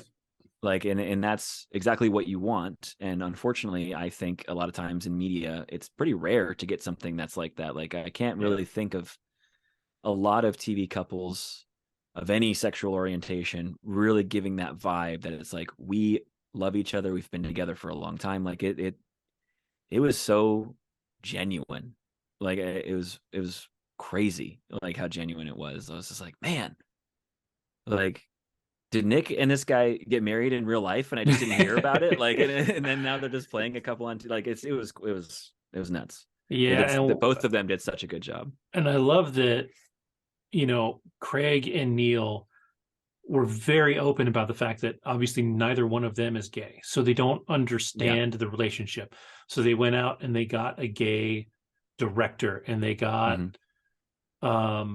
another major crew member, I can't remember what the position was, that was gay. Like they had people around, and Murray Bartlett's gay. Well, Murray and so, himself, yeah. And so like they poured this genuine authenticity into it because it's so easy to, kind of like what you said, Andrew, earlier. It's like if you make it in your face, if you make it like we're gay, like it doesn't work. Like as soon like as it falling feels like into an those agenda, stereotypes. yeah. Yeah. And so instead they were just two people Yep. that fell in love. They just happened to both be guys, and that was great. I love Murray, Frank's line. He's like, "I'm not a whore, so if I do this, I'm I'm gonna stick staying around a for a days." couple days. Yeah. Yeah, and then the next line, "What the fuck?" or "Fuck you," or whatever. Yeah, and they're fighting. fighting. Yeah, just fuck you. And he's just storming out of the house. And I was like, oh well, here we are. Yeah. It was just, that episode is amazing. It's so good, from the strawberry to to your Romeo and Juliet ending, right? Like they go out together and to the window, which only means something to the gamers. Yep. Yeah. So, having the window open, that's the opening scene from the game. So your menu in the game is the window, where you literally like click the button to say start the game. It's a window with light, like those kind of wafty blind, or curtains just blowing in the wind. It's a little more apocalyptic looking, admittedly, in the game. Yeah. But also, and this is not necessarily spoilers, but in part 2, the game literally ends on an open window that looks very similar to the one in Murray and Bill and Frank's. Yeah, definitely. So it's just connecting all the little dots and stuff like that. The only thing, go ahead. No, go ahead. You sure? Okay. I just wanted to give there's so much more I could say, but I already talked about it in the earlier podcast, and I get into Myers-Briggs personalities and Bill and Frank. But I just wanted to give lip service to that one scene where you see Joel and Bill talking at the table, and Bill's got the fucking gun pointed at him, and Joel's like he just has could you just move that off the table? Remove that shit, because they actually are very similar, but they're one letter off in Myers-Briggs. But Bill is like distrustful, and Joel is distrustful too, but he's kind of a bit smarter about it. But either way, it's and Joel's trying to tell him, you gotta like build this fence. Like there's little differences, but I just had to give lip service to that one scene because it's just so hilarious how it's like how Murray, Frank, and Tess are totally getting along, like they're fucking gangbusters, they're like best friends. That's exactly what I was just about to say. That scene reminds me of the things you see in like a rom-com where the girls are like best friends and the boyfriends meet for the first time and they're just sitting awkwardly across from each other, just like, so how about them Cowboys or whatever. Like it was like that, but like the Last of Us version of that, but it was done so well. Like it was so much fun. What I was going to say is, keep going. Oh, it's okay. Nothing takes away from this episode at all. This episode was brilliant. I have no problems with the actual episode. However, and this is specifically coming from somebody who just loves the game so much, because of the way that they changed certain aspects of these characters, we never got any of Ellie and Bill's banter. Because in the game, Bill is alive. And the Bill and Ellie dynamic is fucking hilarious. They're so funny, like because they're just antagonistic. Yeah, they do not like each other. They're not so friends. Funny, and to see Bella and Nick be able to do that, I missed the fact that we didn't get that opportunity. Yeah. Again, it doesn't take away from this episode. It's so fucking brilliant. But like a little part of me was like, I want to see that so fucking bad. Like it just, I missed that. And I was gonna say we'll get to the Henry and Sam episode, but that was the one thing that I wanted in this show too that didn't happen. I wanted the Ish storyline in there somewhere. Like I wanted it so bad, and when they just completely skipped it, I was like, oh. We got the drawing. We got the drawing. That was it. Like that was the nod to us and nobody else. That was rough. Yeah. So what I was gonna say is a good segue. I was gonna have your back on Ish, but going to the Bill and Ellie dynamic, the closest thing we got to it though was Ellie was the one who read the note to Joel. And I liked at least that because because Bill even says, I think I remember, I only saw it once, but he says something like, I still don't like you or something like that. Like it was kind of like funny how Bill, like that's their personality type though. Like Bill was just like, I don't like you, but whatever. Like I do like you, but it's just like whatever. It's just like that's their personality. But then Ellie stops reading because she knows that like that last line was gonna like, protect Break Tess or Joel. whatever. Yeah, exactly. But I like that at least their two kind of psyches were able to mingle in that act. But then yes, I remember, Kevin, you said when, if I remember correctly, you said when you heard about The Last of Us being made, the one thing that you wanted to actually have happen and depicted was the Ish story. So that kind of broke your heart. So I want to so we can go into that more if you want. But yeah, I remember that. Yeah, I'm right there with you, man. I would have loved a little Ish anything, just anything. Yeah. Even if it was just 5 minutes. Like it's so crazy because in the game it's just these notes. You just find these notes that tell this other story. And it's so great, but there's some things that you walk into that are just more of those like early game gut punches. And like there's a scene where you walk into a room and there's kids' bodies there's bodies covered up, and then one dude that's dead, he's not covered up. You read the note and you found out they were basically trapped in the room. They heard the infected outside, couldn't get away.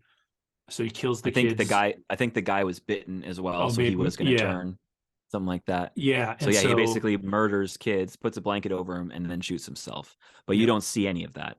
It's just his corpse, their corpses, and then a blanket. And like the way that the game is so, I mean, I don't need to tell you that I think it's brilliant because it is, but like the way that the game works is like you'll bend down, you'll pick up a note, the note will pop up on your screen, you'll read it. And then when you back out of it, like come back just to the game, your character will react to what he just read. So like if you don't actually read it, because some people in video games, they'll just pick it up for the collectible and then put it away and not read it. And then he'll react, but you'll be like, what's he reacting to?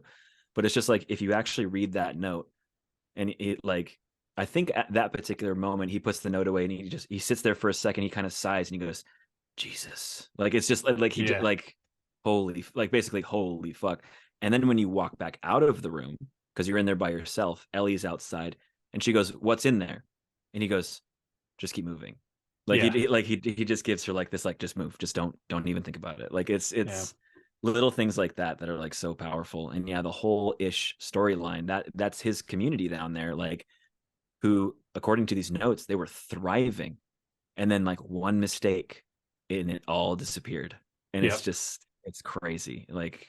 And there's all these traps and like there's a whole like they did a pretty good job, I will say, with the set dressing. Like when they were down there, it looked like it did in the game. Like there was the soccer goal, the painted walls, like they did a really good job recreating it, but you definitely didn't get as much context for that community or Ish or anything like that. So that's such it's like the most heartbreaking story that was never actually told. Like no one, like that story is not told. You just kind of read it a little bit and kind of get some context. And if you aren't a collector, like if you're not going around looking for stuff, you can miss the entire story as you play the game. Totally. The only thing that you see is when you leave, the note outside that says, like basically like from Walking Dead, like dead inside, like don't fucking go in here. Don't open, dead inside. Basically. So.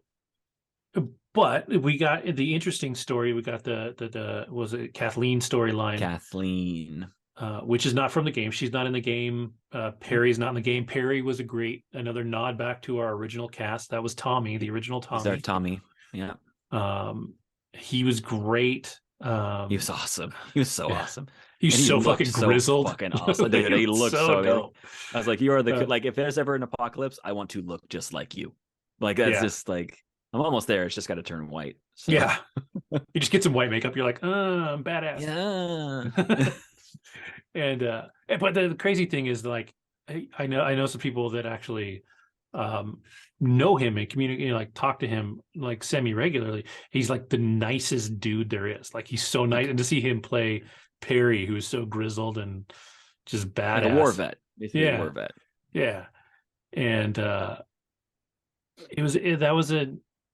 that was one of those storylines that shows you that there's no good or bad, right? Like the Fedra in that case was awful. Like they were terrible. They were hanging people. They were raping and murdering people. They were doing all the bad shit.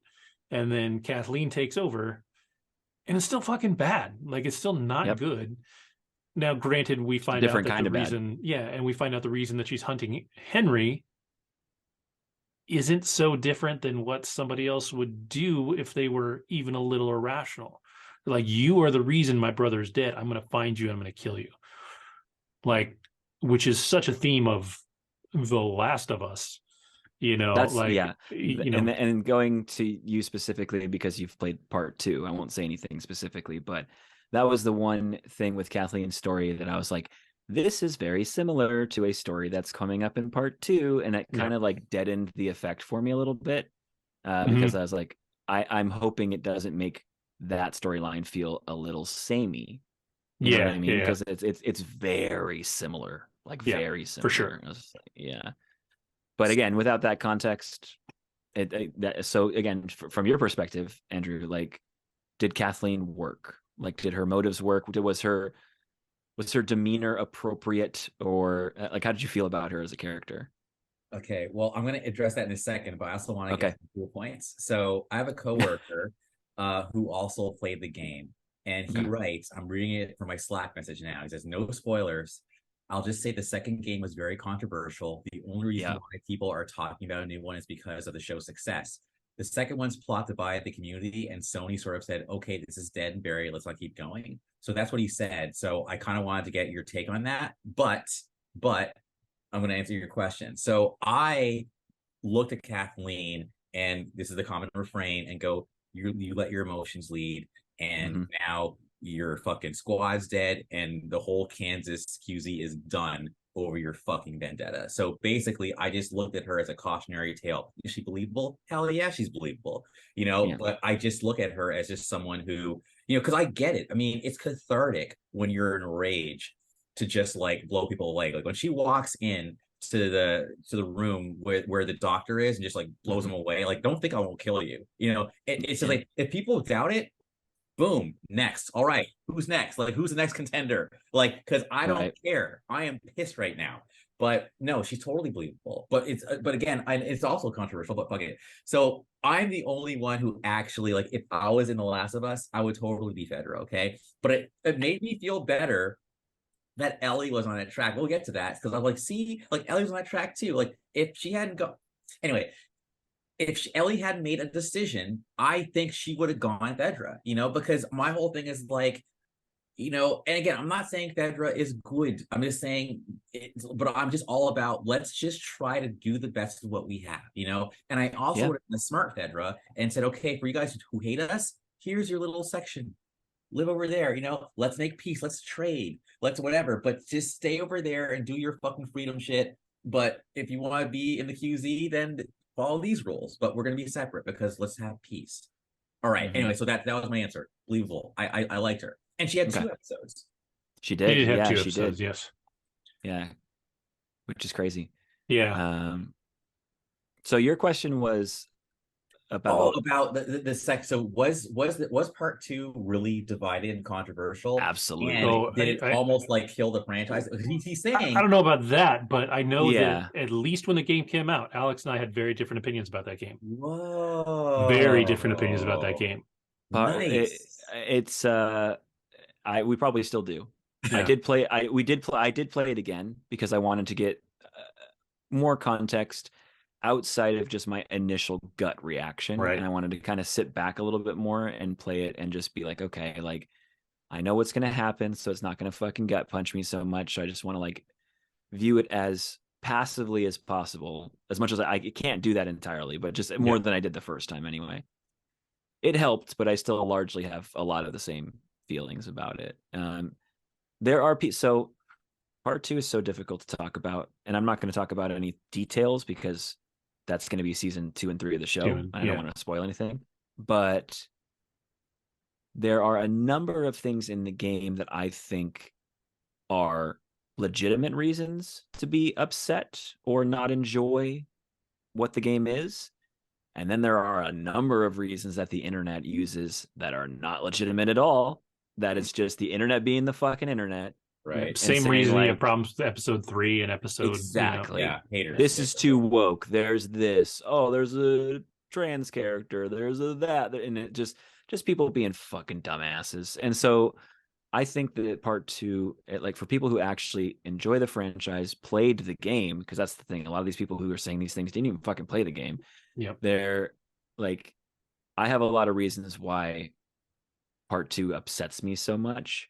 I don't hate it. In fact, I very much enjoyed a lot of it, but there are just certain things that just don't sit with me well. And that comes back to Neil making decisions that he knows people are like, not everyone's going to click with this decision, and that's okay. Like, he admitted it in an interview before the game even came out. He's like, some people, probably a lot of people, won't like this game.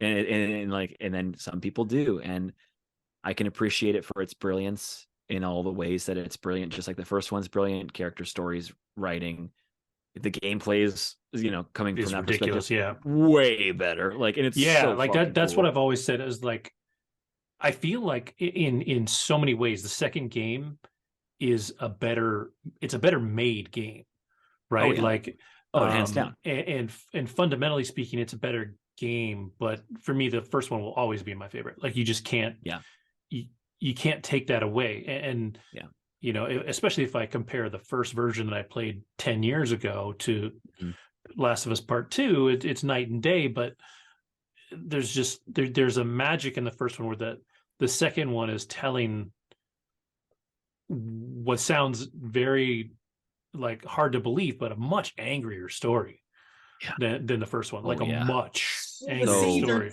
The seeds are planted, man. Like, to me, I'm like, how dare, fuck it, I'm just around. How dare you lie to Ellie like that, man? Like, what the fuck are you doing? Like, what the hell are you? She asked you to swear, and you. I was like, man, like it was an icky feeling after that. Welcome to our feelings since 2013. Like, that's there's two questions that everybody asks. Yeah, there's two questions that everybody asks after the game. Would you do the same thing as Joel, and like in the hospital, and would you do the same thing as Joel at the end? Like, yes, to the hospital. Basically, was he correct? Or did he do something wrong? Correct. But he was. You don't lie to people. Like, it bothers me so much. Like, if someone's really close and they've asked you to swear, that's actually, I think, it's up there. It's a like huge breach of trust. Like, so there's still to this day, this very prominent theory that Joel is the villain of The Last of Us. That he is the bad guy. Because if you look at the decisions that he makes throughout the story, and you can say that, I will say, they lessened the severity of his harshness, his hostility, his violence in the show compared to the game. In the game, he's much worse in terms of those three things. Now, obviously, again, jumping around a bit, the last episode where he does what he does, where he goes on his rampage, that's in line with the Joel from the game, that you because you play as him and you're just murdering people a lot, and some deserve it and others maybe don't. The irony is that at the end of the game, you can actually stealth a lot of that and not kill almost anybody. Realistically, you play it right. I think that last room, I think, is really hard to get through without stealth. But otherwise, the first, like, probably more than half of the hospital, you can get around a lot of those guys for sure. But it's you murder a lot of people, just like he does. Joel's a bad dude. He's a Terminator. And so we get through all that. We meet Henry and Sam. We lose Henry and Sam, which I thought Henry and Sam, I loved them, were fantastic. I loved them. I liked both of them. I liked that they made Sam deaf. He wasn't deaf in the game. No. Made him interesting. What I did notice doing my fourth watch of the show is that it's an episode that you actually have to watch, because like for when I was rewatching the other episodes, I was working. So I'm sitting here, the TV's over here. I don't have to look up all the time, and I can just listen. But there's a good chunk of dialogue in those episodes that is between Henry and Sam that is sign language. There's no So if you want to see you want to know what they're saying, you have to be watching the TV. It's not a complaint at all. It just means if you're casually watching, you better time out and watch directly for those scenes. Because that kid was great, and for him to basically not have done anything before this, he hopefully his career launches. I heard that Henry is actually a comedian, like he actually does comedy or does comedic roles. I know he's Canadian. That's all I know. Maybe that's what they said. Same thing. Canadian comedian, yeah, like the same word. Yeah. But yeah, so he they were both so good, and they played so well the opposite of Kathleen, and that whole thing. The way that finishes with the bloater, and the only time that we see a bloater in the show, was dope. And when he takes out Perry, the way that if you die by a bloater in the game, like it zooms in and it fucking rips your head off, like just right at the jaw. It grabs your jaw here and your jaw here and literally pulls your face apart like this. Yeah. And when you see that, but it's sort of like out of focus in the background, but you can see him start to do that, I was like it was just one of those moments, man, where I was just like, he's doing the thing. And I like the fact that like this bloater was not killable in the show, which is obviously much different than the game. The bloater is an obstacle and it's hard to kill, but you can kill them. And playing the game as many times as we have, it's actually pretty easy to kill them. You just keep chucking Molotovs and then shoot them while they're on fire. But shotgun helps. Yep, shotgun and Molotovs, it's all you need.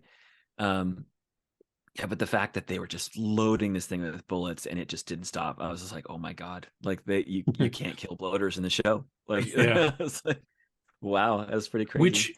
Which now they have to hold up, right? Like if you come across them in seasons 2 and 3, you're gonna have to avoid and not try and kill, because how the fuck are you gonna kill them?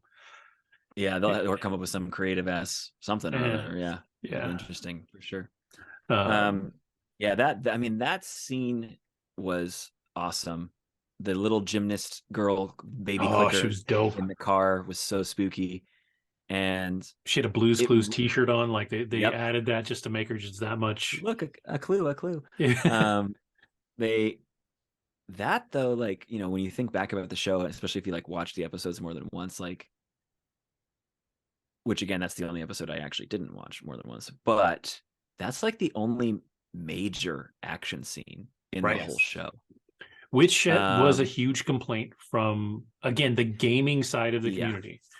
I don't have that as a complaint, but same. I also would say I wouldn't have minded like one or two more, just like something, because like we didn't get any hunter action scenes. Hunters in the game basically are humans who are bad people, like bandits, essentially. Like they call them hunters. The only time we got that was with Bill and Frank when they tried to invade his compound. Right. And he's just shooting at them. You don't even barely see him. He's just shooting at him from a distance. But like those scenes were always so cool in the show or in the game. Yeah. Like getting through those guys and they're yelling at each other, like, he's over there, like check under the thing. Like, and they're just like screaming at it. Like you get that a tiny bit when they get to Kansas City with the infamous, it's a bus depot in the game, and in this one it's like a laundromat that they run into or something like that. So I'm glad that they kept that scene in there, but again, it was only like 2 guys and he takes him out pretty quickly, and in the game there's like 10. They're just swarming you, and it's fucking crazy, so it's and but again, in the game it's play different. That shit on Grounded. Oh god, fuck that part. Anyways, we still have quite a few episodes to go, so I don't know. It's like next year for you over there on the East Coast, so we should probably get moving. We do this all the time. So so after we lose Henry and Sam, which we did talk about, how they go down, Sam gets bit. And then they add the scene where Ellie tries blood to smear. Because she's convinced. Like, I don't. Part of me thinks maybe she wasn't that convinced, but she was hoping. Like it was more hope than convinced. I think that's what it was. And so she rubs her blood on him. They go to sleep, or she promises to stay awake with him all night. She doesn't. She falls asleep, and then they wake up and she's and then it takes over almost exactly like the game. Uh, Sam is infected, attacks Ellie, and Joel then tries to Henry, get his gun. yeah, And Henry won't let stops him. Yep. And then he ultimately decides to shoot his brother because, I mean, it's not like It's he can instinctual. save him. Yeah. Well, it's instinctual. It's an Yeah. infected. Like that's just, Yeah. you know. Yep. And then turns the gun on himself because he can't live with what he did. The sound that Bella makes when he shoots himself is the most haunting sound I've ever heard a human being make ever in a TV show. Like that whimper cry, like, oh, and then her, like, because it's her POV, like or not her POV, but like the perspective is on her. And like she makes that noise and then immediately just tears. I was like, give this little person a fucking Emmy. Like, holy shit, dude. I felt that so hard.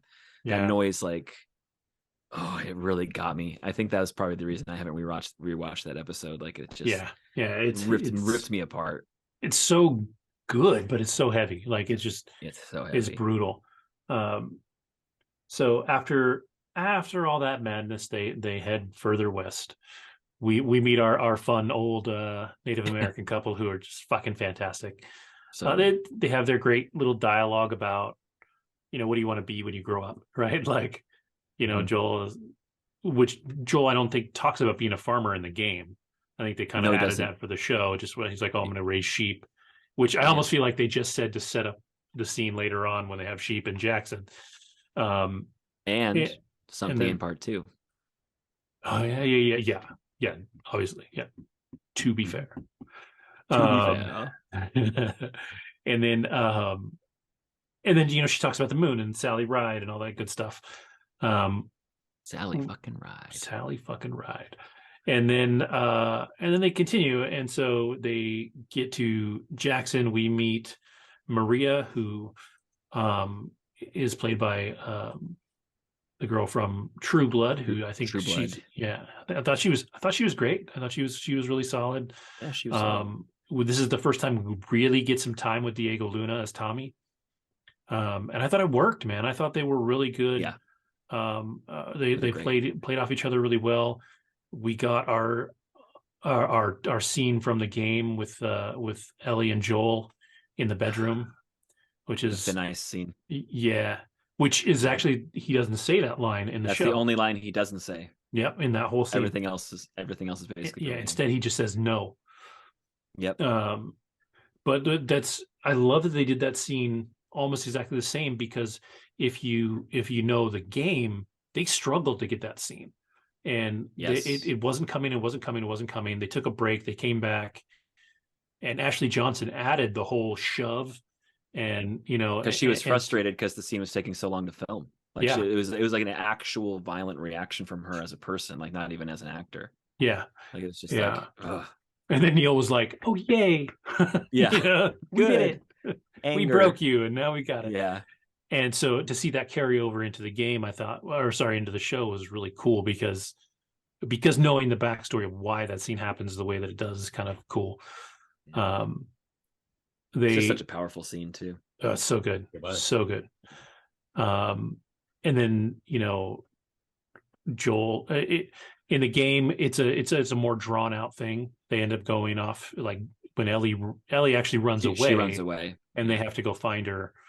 And then it still takes Joel a little while, and then he finally decides to take her. Whereas this one is kind of just overnight. Well, in this one, the context is different in the sense that, like, in the game, he makes the decision. He's like, Ellie, like, get off your horse, come up here, let's go. Yeah. In this one, he's like, I want you to have a say. And then she's like, let's go. So they change it a little bit in terms of, like, secretly he does want to go with her, but he's also torn and he doesn't. And his reason in the show is more clear. He doesn't want to be the reason this girl gets killed.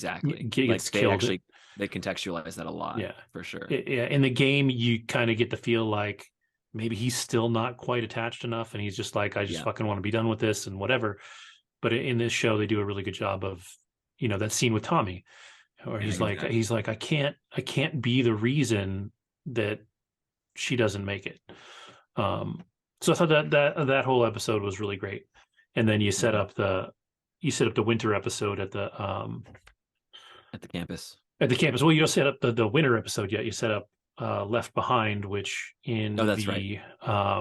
In the game was a DLC, and one of the reasons that it triggers the story is she's on her way to ultimately to the house that they shoot in the next episode. But in the game, she stops in a mall and she's trying to heal Joel in a mall. Supplies. Yeah, and so medical supplies. So much of that flashback happens because she's thinking about, her last experience in the mall, right? And that story. But that whole episode was great. I thought Storm Reed was fantastic. Yeah, she played a great Riley. It does a great job of, giving Ellie some innocence that she doesn't really have in the rest of the show. Mm-hmm. And it's just good. And it's so tight with the game. You have the carousel, you've got all these things that work. You've got the photo booth, the arcade, the Halloween store, like all of it's in there. Yes. And it's like, it's a simple episode. I don't like, it's not on par with episode 3, right?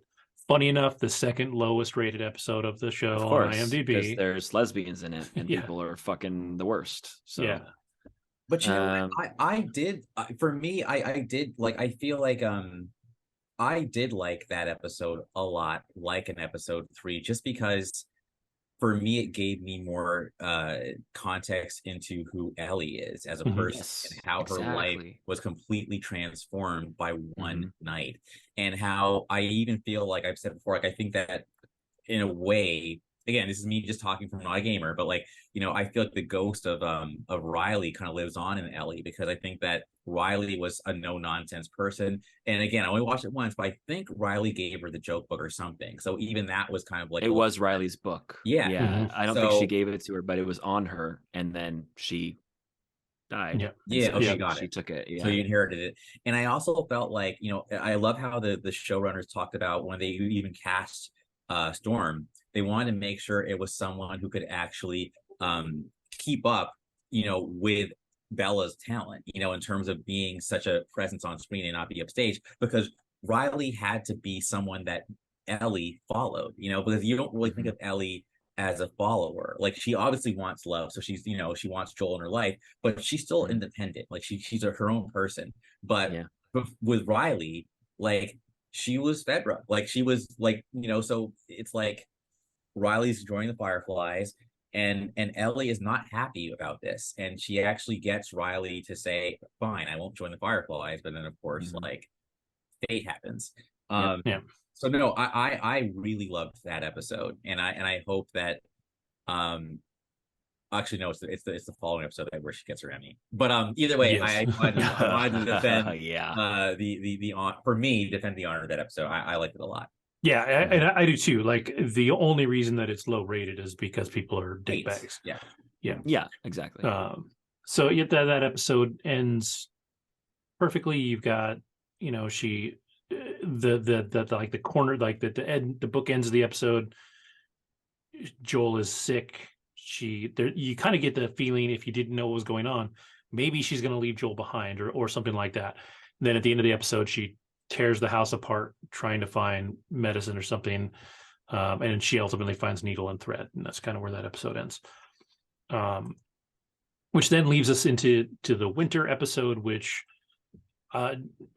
just overall was such a good episode. I think number one, for those of us that know the game, you get the original Joel in the episode as James.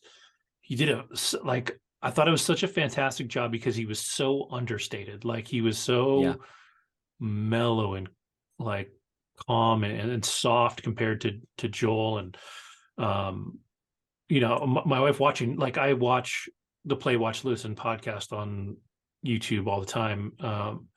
And a big fan, and so I've seen Troy a bunch of times. When COVID happened, Troy had a little mini community after everything kind of went to shit, and like I've been on a Zoom call with Troy Baker. Like I've spoken words to Troy Baker, right? Nice. Like he wouldn't remember. Like if I walked up to him, he'd be like, "Who the fuck are you?" But like I'll remember. And so like it's cool like that. And so like to see him, so my wife's seen me see him many, many times. And like I had to point out that that's who it was. And she was like, holy shit. Like it was a transformation for him. He looked worn down. Like they did such an amazing job. Him. Yeah. Because he's a handsome boy. He's a pretty fella, you know? Yeah, and they he looked bad on purpose. Yeah. But yeah, that was awesome. Yeah. And then the dude that played David, fantastic. Because the shoes that he had to fill aren't small either. I mean, that was Nolan North that played. That's Nolan North that played David. So I mean, it's not the boy. Yeah, he's not nobody. No. I really enjoyed the David in the show. I like the layers they added to him. I like and again, this is a little tropey, but they didn't do it. They didn't beat it over the head, so it wasn't too bad. I like that they had the sort of religious cult angle. Because that's not him in the game. That's not ever mentioned. No. And again, it can be a little tropey from time to time, but I think they handled it pretty well. Well, and I like that. Yeah, I like that they acknowledge that he knows exactly what he's doing. He's not. He's not a prophet. He's not super religious, but he knows that if he says he is, people will follow him. Yes. Yeah. That's what. When that happened, that's when I was like, okay, cool. Yeah. Because like if it was just he's the evil priest, like we've seen that a billion times, right? Like, and so that's why ultimately it didn't bother me. But initially I was like, oh, they're doing this. Like I was more just like, okay, I guess like that's fine. Yeah. But then at the end when he was basically like, I'm just manipulating these people. Like I need them to do what I want them to do, and this is how I'm making them do it. And I was just like, oh fuck, like that's all right. Okay, here we go. This is the guy that I wanted to be the villain. Like he is the villain of for sure. But he's so he's so subtly the villain. Like as he starts out, like just like in a game, but like is funny because in the game he looks a little skeezier. You know, he definitely looks. He's a little more weaselly. Yeah, a little weaselly. And so you get the feeling that he's not a great guy, even though in the game you have to play alongside him and he helps you and some, you know, keeps you alive for, you know, good little chunk of time there. And they skip over that. Yeah, he saves your life a couple times during those sequences, like just straight up. And so, you know, this guy did a great job, and I like that they define again. It's another thing where they define something in the show that they didn't define in the game, right? Where it's really hinted at in the game that he wants, you know, Ellie in that way. Yeah, but they don't expressly say it, or he doesn't do anything that's like, oh, he's about to do that thing. But in this, it's like he's like literally reaching for his belt when he's on top of her. Like he's like, oh shit. Yeah. Like, and so, but this was the episode, like number one. I remember when we watched episode 7, I told you guys, I was like, you guys are not ready for episodes 8 and 9. Like what is coming, you are not ready for. Yeah, no. And sure, you know, and sure enough, you get this episode, and it's the episode that when it's over, you're just like, she has to get an Emmy, right? Like she was fucking incredible in this episode, like heartbreakingly powerful, incredible, like it was amazing. And so, you know, she takes David down. They did change that just a hair, which worked for me just fine. Yeah, it almost works better for her to have to stumble out, you know, and have to go through that even longer, and then kind of hold it in herself for a minute as she walks out the door, and then bump into Joel, and then you get your baby girl moment. Yeah, which hits you if you were paying attention, right? Like it was Sarah and nobody. Yeah, and so Sarah's baby girl, and he hasn't said that since she died. Yep, except for right now. Yeah, which is just like, yeah. I was again in an interview with them. I thought it was kind of funny. Like, it actually made me think about the game in a different way. I was like, oh yeah, because they basically said like, oh, why'd you change it to where like Ellie has to leave the building and then Joel comes in? Because in the game he runs into the burning building, and she's still the one who kills David, but he like pulls her off of him Yeah, while off of she's David. like swinging the machete down and down and down. And he's like, it's okay. Like, so that plays out ultimately the same. And then they were just like, well, we thought about it. It didn't really make sense because number one, like having an emotional scene like that while everything around you is on fire is kind of silly. And then he's also, and number two, David locked the door and he has the key. So how would Joel get in? And I was like, oh yeah, how would he Yeah, get in? right. Like, it's Yeah. just like, Money. yeah. And I was just like, okay, yeah, that makes total sense. Which, and in the game, they skip over that. Like, you're just so comes in in. pure fugue state, and then Joel just shows up. Right. Yep. So, like, you don't see how he gets in. You don't see any of that. He's just Right. there and He comforting might have her. busted a window. Who knows? But yeah. Dove but yeah. in ninja style. Summer, do Yeah. a barrel roll. Yeah. So you have this perfect ending to this episode that I think just, like I said, for me, cemented. Like, I already looking at the show and I'm like, I think after 2 episodes, I was like, how already is this not going to win? Right. Everything. Ton of Emmys. And to be fair, like, I could actually see Pedro not winning an Emmy. Yeah. For the part, because his part is so understated. Like, he's not. He doesn't Yeah. get to emote very much. Like, Yeah. he has his few scenes. He has the crying scene with Tommy, Yep. which was really intense. And then he has a few moments of like anger, Mhm. like where he yells at, different, When he beats the dude to death in the first episode, and then also in this one, which is one of my favorite scenes from the game, if not my favorite scene from the game, which is the dual interrogation Yeah. scene. Where Yeah. he just like stabs the one guy in the knee, like, I'll pop your goddamn knee off. I was like, oh, they kept that line in. Yes. Like, I love that. And what I loved is that they played into his weakness at that point, his physical weakness, because he basically stumbles into the guy like 2 or 3 times, the guy that's on the chair. Like, he's fucked up, like he's running on adrenaline. Yeah. And so when he's torturing these guys, like he's running out of gas, And I think that worked really well. But that scene's fucking great. I do agree. There were people out there that were like, it should have been Troy in that scene, because I think that would have been just like a fun, like, not because I want somebody to murder Troy. Like, I love Troy. He dies anyways, but like Bella did anyway. Yeah, exactly. Yeah. But I was like, oh, that would have been cool, because the other like little Easter egg in that is that Nolan North actually plays one of those guys too. I think he's the one in the chair. But anyways, so yeah, so we get all that. We get our Emmy nominated episode, our number one, like every episode, but this is like the Bella episode. And then we come to the season finale, which none of us have talked about on the show. And so this one, I just loved it. I thought it was perfect. They took out some stuff that they didn't need. They added some stuff that gave you some layers and context. That whole dialogue about him trying to shoot himself and not succeeding was huge. And then what was the line where she says something about time heals all wounds? Yeah, and he said it wasn't time that did it. Yeah, that fucking broke me. Yeah, that's not in the game. I was like, oh my god, like that scene plays out very differently in the game. It's equally well, maybe not equally. It's still very touching. You can tell at this point Ellie and Joel have like connected even deeper. They're having a conversation. Joel's openly talking about Sarah. Yeah, for the first time ever. Which he's never done in the game up until that point. And then there's this very iconic photograph in the game of Joel and Sarah at her soccer game. He's like holding her and she's got a trophy and they're both all happy. And Tommy tries to give it to Joel earlier in the game when they meet up with him in Jackson. And Joel's like, I'm good. And he doesn't take it. Yeah. But in this scene, Ellie reaches into her bag and she pulls it out and she's like, I really think you should have this. And he accepts it from her. And that's sort of like the emotional beat in the game, is like basically saying like, you need to, like, this is part of you. Like, you can't just run away from it. Like, take this.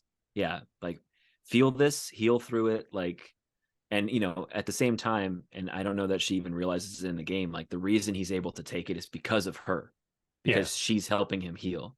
So it's this whole, like, connective tissue thing.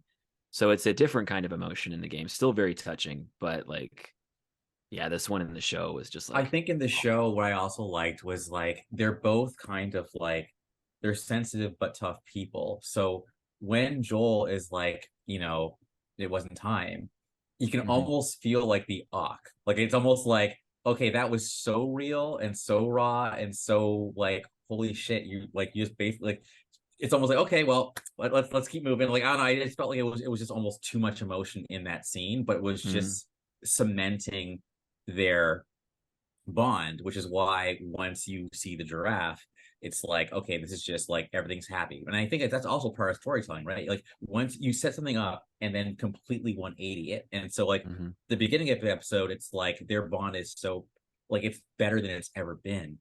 And then by the end of the episode, it's like fucked. you know? So Mhm. so that's why like just even talking about it now, I think that's also partly why I was so disgusted by the end because I was like, you just pissed all over the whole thing, dude. Like you just Yep. fucked up. Mhm. But I have more to say on this, but I want to let's go, Through linearly, if you will, through through all the the beats, episode. through all the Yeah. beats. Yeah. Yeah. So then that leads us after their conversation. That leads us to another one of those moments that like is the moment in the game, right? So you get this giraffe scene, this giraffe moment where they used a real giraffe, which was like Yep. incredible. Um, but there are things in this scene that were specifically made for those of us that played the game. Um, when you walk up now, I think they only pet the giraffe in the game at the Yes. hole in the wall. In Yep. this, they feed them, but whatever. It's still beautiful. Everything's great. You got the real giraffe. She's smiling. Uh, She's laughing. yeah, for like the first time Like almost since David. ever. Yeah, Well, since David, no, yeah, because she she it's she true had in the joke moments books and before that. stuff. Yeah, Yeah, yeah, yeah. um, She was always the one trying to keep things light. Joel just that's true. And she laughed a lot never with Sam clicked. before. Yeah. Yeah, um, but like she's genuinely happy to see this. He Hmm. he brings her in to pet it and to feed it and does all this. So they have this familial moment, and then the giraffe walks away and she's like, wait, no, and they go up to the roof. And from the second he opens that door, like when it shows him open the door, I was like, this is the game. I was like, It this looks just is like the fucking game. exactly what it, and when it turns around and it pans out and you see all these giraffes in the field, it's exactly like the game. It's a baseball field. You've got the mountains in the background. You've got all this stuff. Like it looks like they ported it from the game Hmm. into the show and just made it look more real. And it's just like shit. And what I always loved about the game, and the last time that I played the game, you can sit in that moment once you have your Yep. dialogue when you're Can't looking deny out the at the view. giraffes. You can Yeah. watch the giraffes until they walk off screen and just sit there. And that music that is so pretty that's playing in the background just Hmm. keeps playing. So Yep. you It's just that you can little like synthesizer, like piano, like that Moog or no, that little like Rhodes piano that they yeah, have in the background. Yeah. and I love that it's part so much. and you can sit there. Like I think I sat there for like 5 or 10 minutes because especially if you've played before, you know what's coming next. And so you kind of sit there in that moment. You're like, this is my last moment of peace, right? Before the world goes to shit. They've laughed, they've had their fun, they're happy. They get there. As soon as you break away from that moment, you have the discussion about, we don't have to do this. We could just go. Can't be for And nothing. yeah, and then she says, yeah, it can't be for nothing. And so you continue on with the story.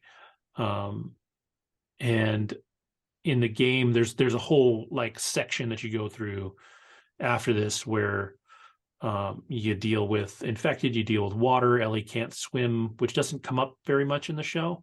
She says it Um, once and then it never yeah, comes up again. I was which hoping they were is going to do more with it. yeah, because it's kind of helpful for some things that happen in the second game, but um, and so instead of getting knocked out by a grenade and then hit with the butt of a rifle, Ellie almost drowns. Like he actually thinks she's drowned. He's giving her CPR.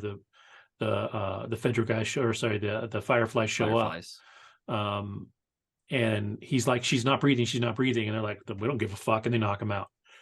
And so you don't know what Because happens. they don't know And who he is. exactly.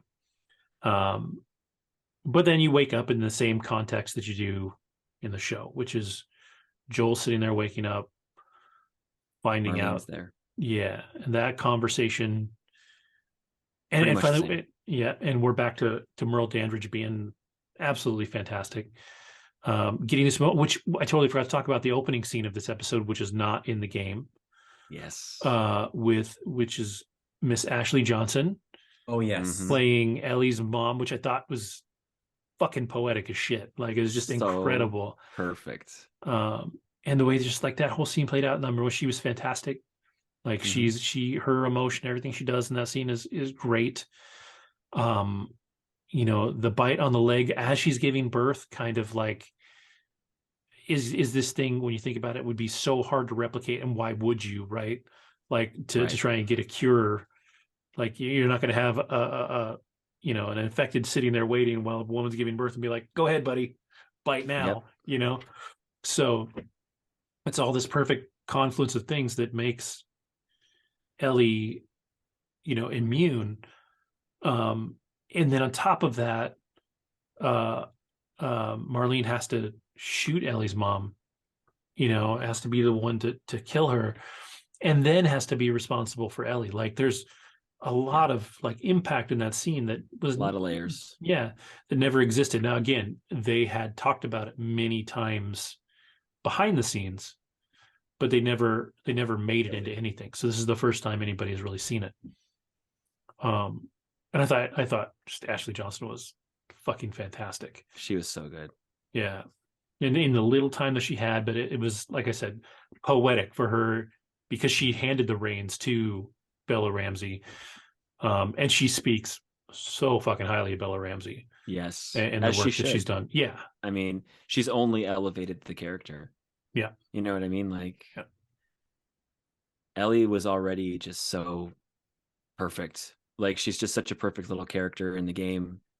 But Bella really brought like a new dimension to her. Because, it's just, I don't know, as much as I love games, I play games all the time, like, there is something different about seeing a video game character and seeing a real person.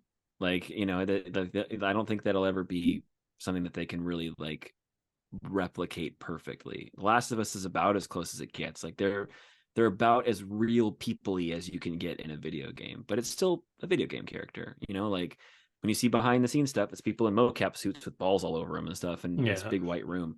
Like, seeing Bella like be able to do these things, like it just added so much to, like, and Pedro for Joel, like, like for all these characters, it's just like, man, just gave us a little bit more of them and made them feel like they exist more than they already felt.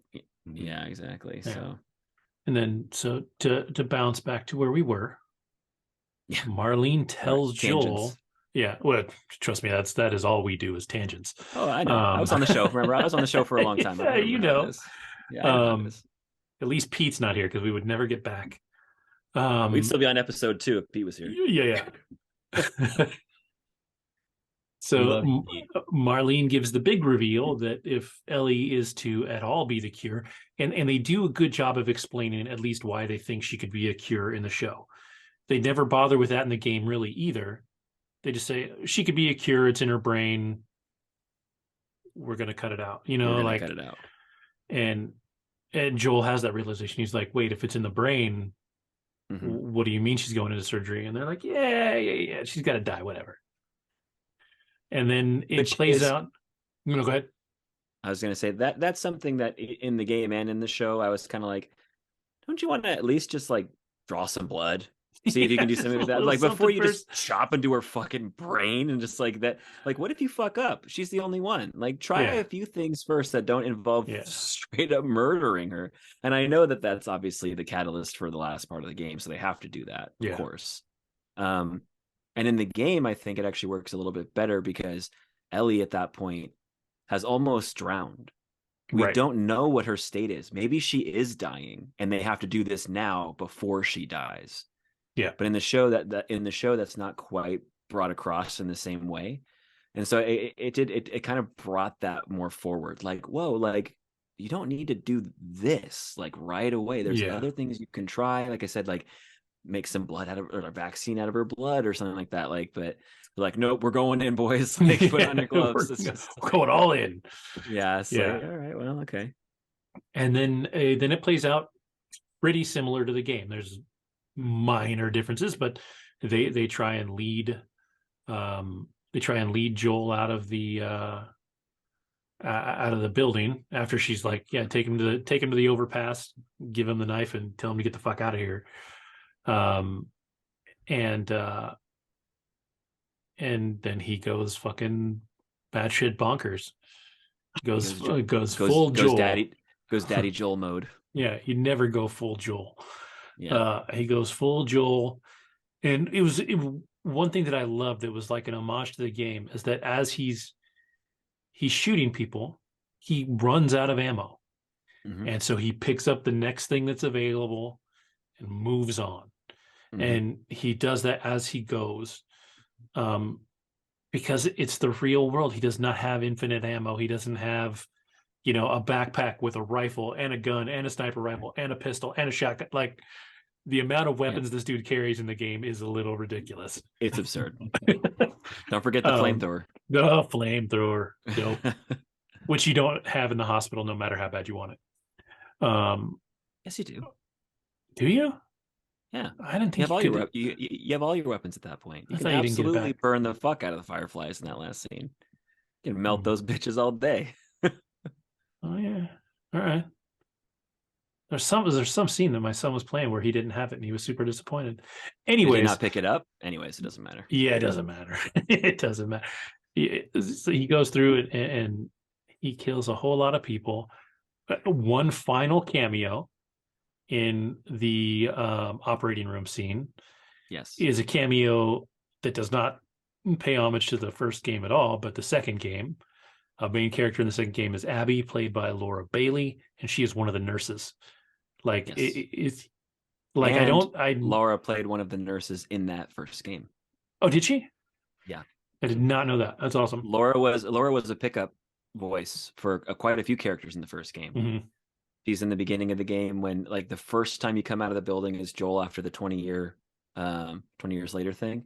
She's like talking to someone. She says, "Isn't that right, Joel?" And then you like talk to her and he's like, "Yep," or whatever. It's like, so yeah, she plays like little bits throughout the first game, and then they brought her on for Abby in the second game, which was and she's great. She's a fantastic voice actress. She's amazing. Oh yeah, her talent is undeniable for sure. Yeah, she's unbelievable. There's a funny photo that she sent to Neil Druckmann. Yes, which is you've got the scene. So you've got the doctor on the ground dead. Yeah, and she's out in front. She's like, it's like that scene, or it's like that photo that what's his face took from The Flash in front of the grave where he's like peace sign. Oh yeah, it's like the new version of that. Grant Gustine, I think. It's so funny. But Joel shoots the doctor, takes Ellie. Yeah, just like in the game, you have to. That guy's got to go. You don't have to shoot him though. You can stab him, but he's got to die. Yeah. You don't have to kill the nurses in the game, but you do have to kill the doctor. Yeah, and he doesn't kill the nurses. Canon. That's the new canon. Yep. Don't shoot the nurses. Don't do it. You can do it in the game, just makes you a dick. They're not doing anything. It really does. They really aren't doing anything. They're just like hey, I mean, to be fair, the doctor isn't really doing anything either. He absolutely pulls the scalpel on you in the game. Oh, that's true. That's right. And that's the other way that you can kill him is you walk up to him, and if you press triangle, Joel literally grabs it and fucking jams it into his neck. Nice. That's how you get him out of the way. I've always just shot that son of a bitch. Oh, you got to do the scalpel next playthrough, dude. Yeah, I will. Cool. Never liked your stupid doctor face and your stupid mask. Yeah. So, and then in the game, the escape is a little longer. Like, there's some hallways you got to run through with Ellie. You're going to make it so that you don't need them in the show, to be fair.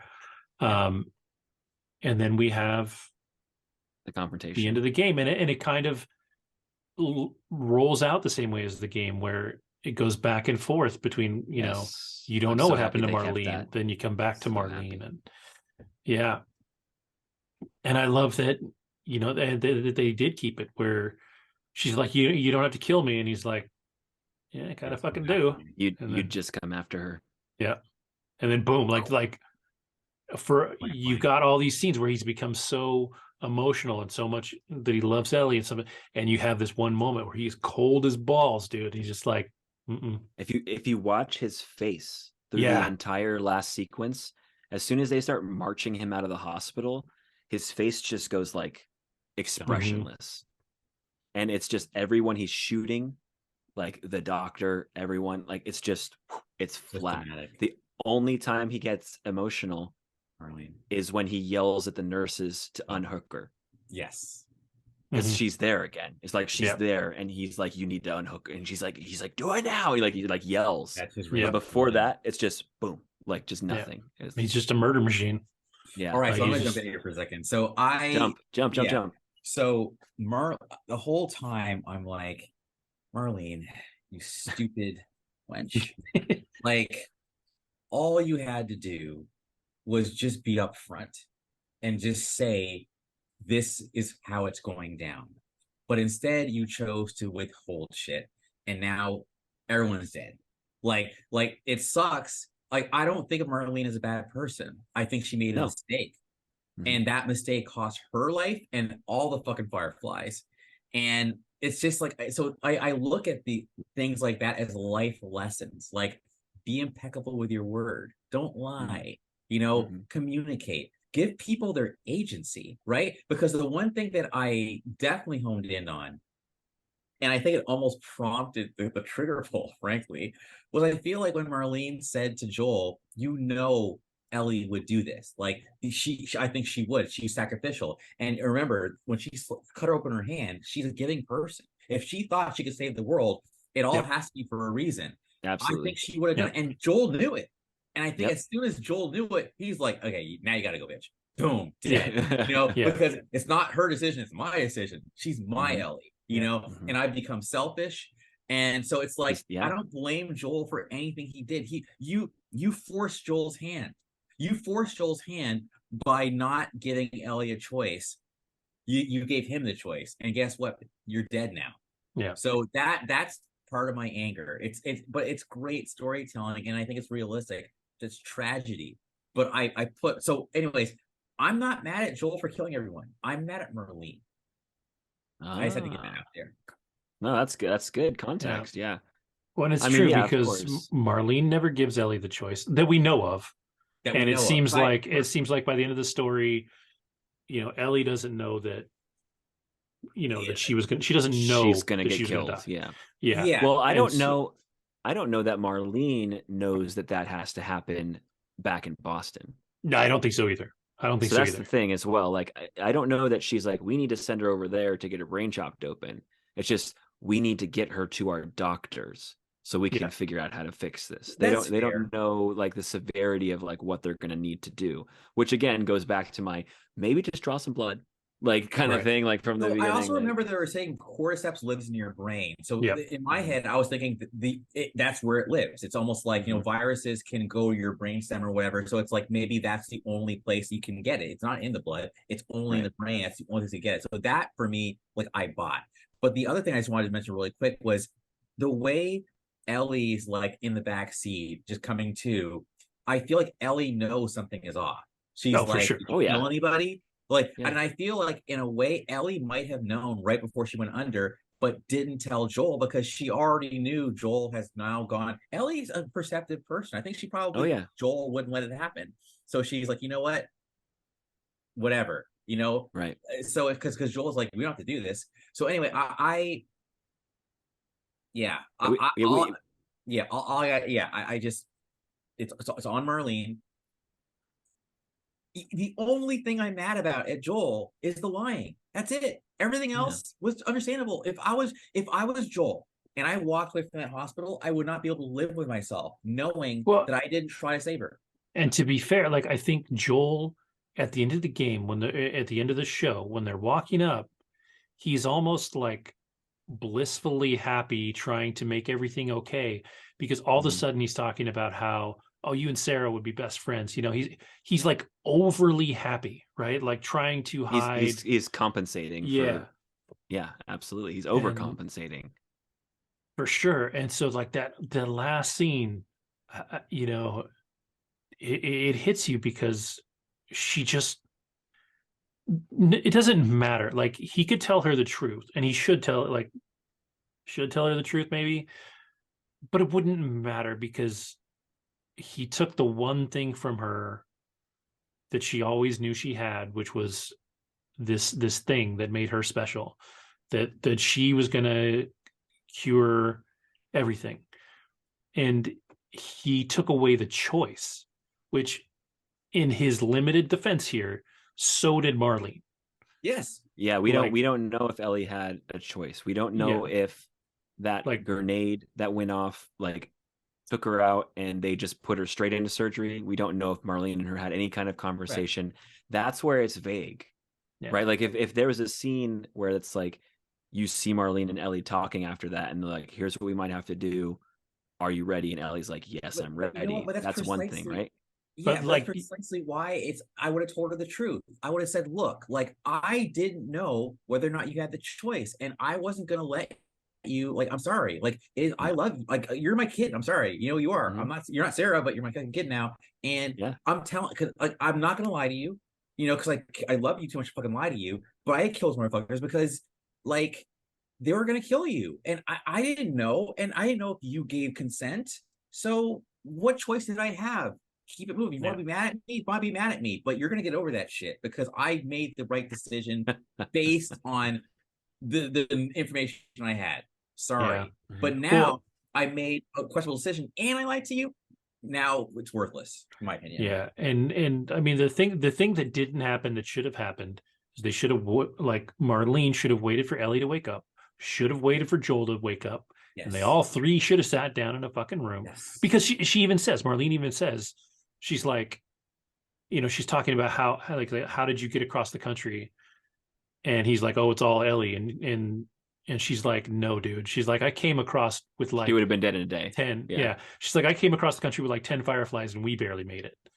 So she knows that Joel not only did it, but Joel's attached, right? There's something there that drove Joel to fight for this girl all the way across the country. So the only thing that could have saved everybody, and Joel still might have snapped and fucking shot everybody and taken Ellie out of there, but the thing that would have had the chance to save it, all these lives would have been all three of them looking each other in the face and saying, Ellie, we think you're the cure, but you're gonna have to die. And if they'd done that, Ellie would have said yes. Yes. I don't think, in my mind, that there's ever any doubt that Ellie would have given herself up if she thought that she was really the cure, right? Like I said, I question if Joel would have let her. It would have turned out exactly the same.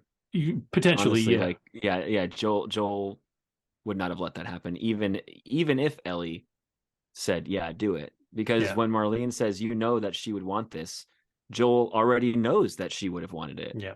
And he still made that decision. Yeah. And that's what I mean. Regardless of the events and what order they played out in. But I still want to defend Joel. I feel like there's plausible deniability there. I think it's because from Joel's perspective, I might think she would do it, but I don't factually know.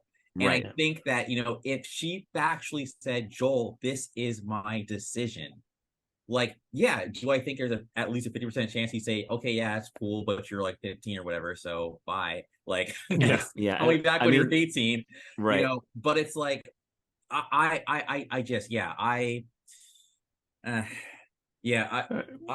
with Kev on this one as far as I think that was the only way it would have increased. The only way there could have been a positive resolution is that conversation. I don't think there would have been, but that would have been the only way there could have been. I love that if you listen to the HBO podcast, they talk about how the end of the game, even before the final scene, although the final scene is by far the most divisive part of the game, when Joel goes on his rampage, they asked people, they're like, was Joel right or wrong to do that? And what they found is that when they polled people that had kids, 100% of the people that had kids were like, yeah, that's what you fucking do. 100%. Yeah. The people that didn't have kids were a little more mixed. They're like, well, this is the like a cure half and for, half or something. yeah, like it was definitely more, um, more balanced. But people that had kids were like, mm-mm, no, no, you burn the world for your kids. Like that's what happens. And yeah, so now you have the last shot, and you, Andrew, you've kind of said your feelings on it, but like when you don't know what's coming next, you see this moment where this little girl is not a little girl anymore. She's been through everything, and she's looking at him. She knows what happened. Pretty She knows what much. happened. Joel knows what she knows what happened, and she just asks for the truth. And he's like, "No, no, no, we're good. I promise everything is okay." And she Mhm. just says, "Okay," and the credits roll. And it lingers for a minute, but that's it. Now, apparently, there was an extended ending, Oh, where the director, the way they filmed it, but they didn't obviously put it in the show, but is good. she says okay, and then they start walking towards Jackson, but the way they walk, they're separate from each other. Like no Yeah. longer are they close to each other when they're walking. There's a separation between them and a silence between them, and it's only like another couple of seconds, Yeah. but it's enough to show that they're no longer like tight. But I think knowing where the game ended, knowing where we ended the game 10 years ago, Yeah. You don't okay, change that. is I mean, it's such a perfect spot because it it, it just it leaves everything open to interpretation. You end that game thinking, right? Hmm. You don't end that game with them walking away and be like, oh, well, they hate each other now. Like when the game ended 10 years ago, if you're a hopeful person, part of you is like, she believes him. You know what I mean? Like, but part Or of it, she may not believe him, but she accepts right? what he did. There's so many different layers, right? Yeah, it could Like, be yeah, there's anything, yeah. right? It could be like, okay, we're done. Mm-hmm. It could be like, okay, I understand. It could be like, okay, but like, like there's so Yeah, many directions it could go. Like, you know what I mean? It's just yeah. yeah. And so it's a perfect moment. It's a perfect ending for the show because of that. Because there's still like Alex and I know what's coming next. Like we know where it's going. But Yeah. like for the people that don't, it's that same conversation. It's how much does she buy? How much does she accept? How much does she, whatever. And and I think just that little bit of ambiguity is what makes the show and the story work and the Yeah. characters work. So, It's a simple oh, go ahead. oh, no, you should go. I was literally just gonna say, like, related to that, it's a simple story. We've seen this story before. Yeah. It's post-apocalyptic zombie story. There's one person who's the cure, and they have to get to destination A to save humanity, right? Like, we've seen that story 100 times, but it's the way that they handle everything in between those major story beats that makes this one so much more special. Like it's not the most original thing in terms of just like if you look at major story beats, Yeah. but everything else in between, the nuance, the way the characters are portrayed, like that's what makes this story super, super special. That's Yeah. precisely it. It's all Yeah. about the characters, and Yeah. how rich they are, and how much we care about them, and how much we're invested in them, whether it's Breaking Bad or BSG or Game of Thrones or Attack on Titan. All right, I got that in there. No, but seriously, one of the Dragon Ball things Z, like is like how degrees, right? Like degrees are very small increments, right? mhm. But when you go outwards, that one change in degree is a completely different place than over there, right? So that's how I look at things like honesty between people. It's all about how you extrapolate that. So if I'm Ellie and you lied to me after I asked you to swear to me, now I can't trust you with Mhm. anything. And Mhm. now you're kind of nothing to me. Like you betrayed me. So for me, that's why I feel so passionately about it, because they built something so beautiful and Joel threw it all away. and it's so rare. I mean, I think people are assholes in general. I think that's partly why I'm an introvert. Okay, so that's just like, this is not post-apocalypse. This is just regular people. Just go to the fucking internet, make a fucking opinion polls come out, and it's like, holy shit, why did I even Yep. bother? Right. Right. So now you're here in this post-apocalyptic universe. People are scarce. Good people are super scarce. Hello, David. Right. So despite Ew, that David. despite that scarcity, you still threw that away over what? Like, what were you afraid of? Why couldn't you just tell her the truth? Because you thought she was gonna be mad at you? Like, what was you? Yeah, here, help me understand. Why did you lie to her? Maybe you guys can like fill it in. You're It's hard to answer this question without spoiling. Okay, spoiling part 2. Yeah. got it. Yeah. Okay, It okay. really Because is. there's a lot of the things that you're saying, assuming they keep all the major beats, which I think they are for part 2. A lot of the questions you have, a lot of the feelings you have about his decision, a lot of the speculation that we're making about what Ellie knows versus what she doesn't. A lot of that comes into light in part 2. Yeah. Okay. And so I mean, I can tell you what I thought when the game first came out in 2013. Tell me. My initial reaction was, she knows he's lying, but she also knows it's because he loves her. And he did whatever he did. She doesn't know the extent of what he did. Again, this is what I'm thinking in 2013. She doesn't know the extent of what he did. She knows he did something. She's still there with him. This is what he wants. The context of Sarah has been like, she knows more about Sarah. She knows more about him.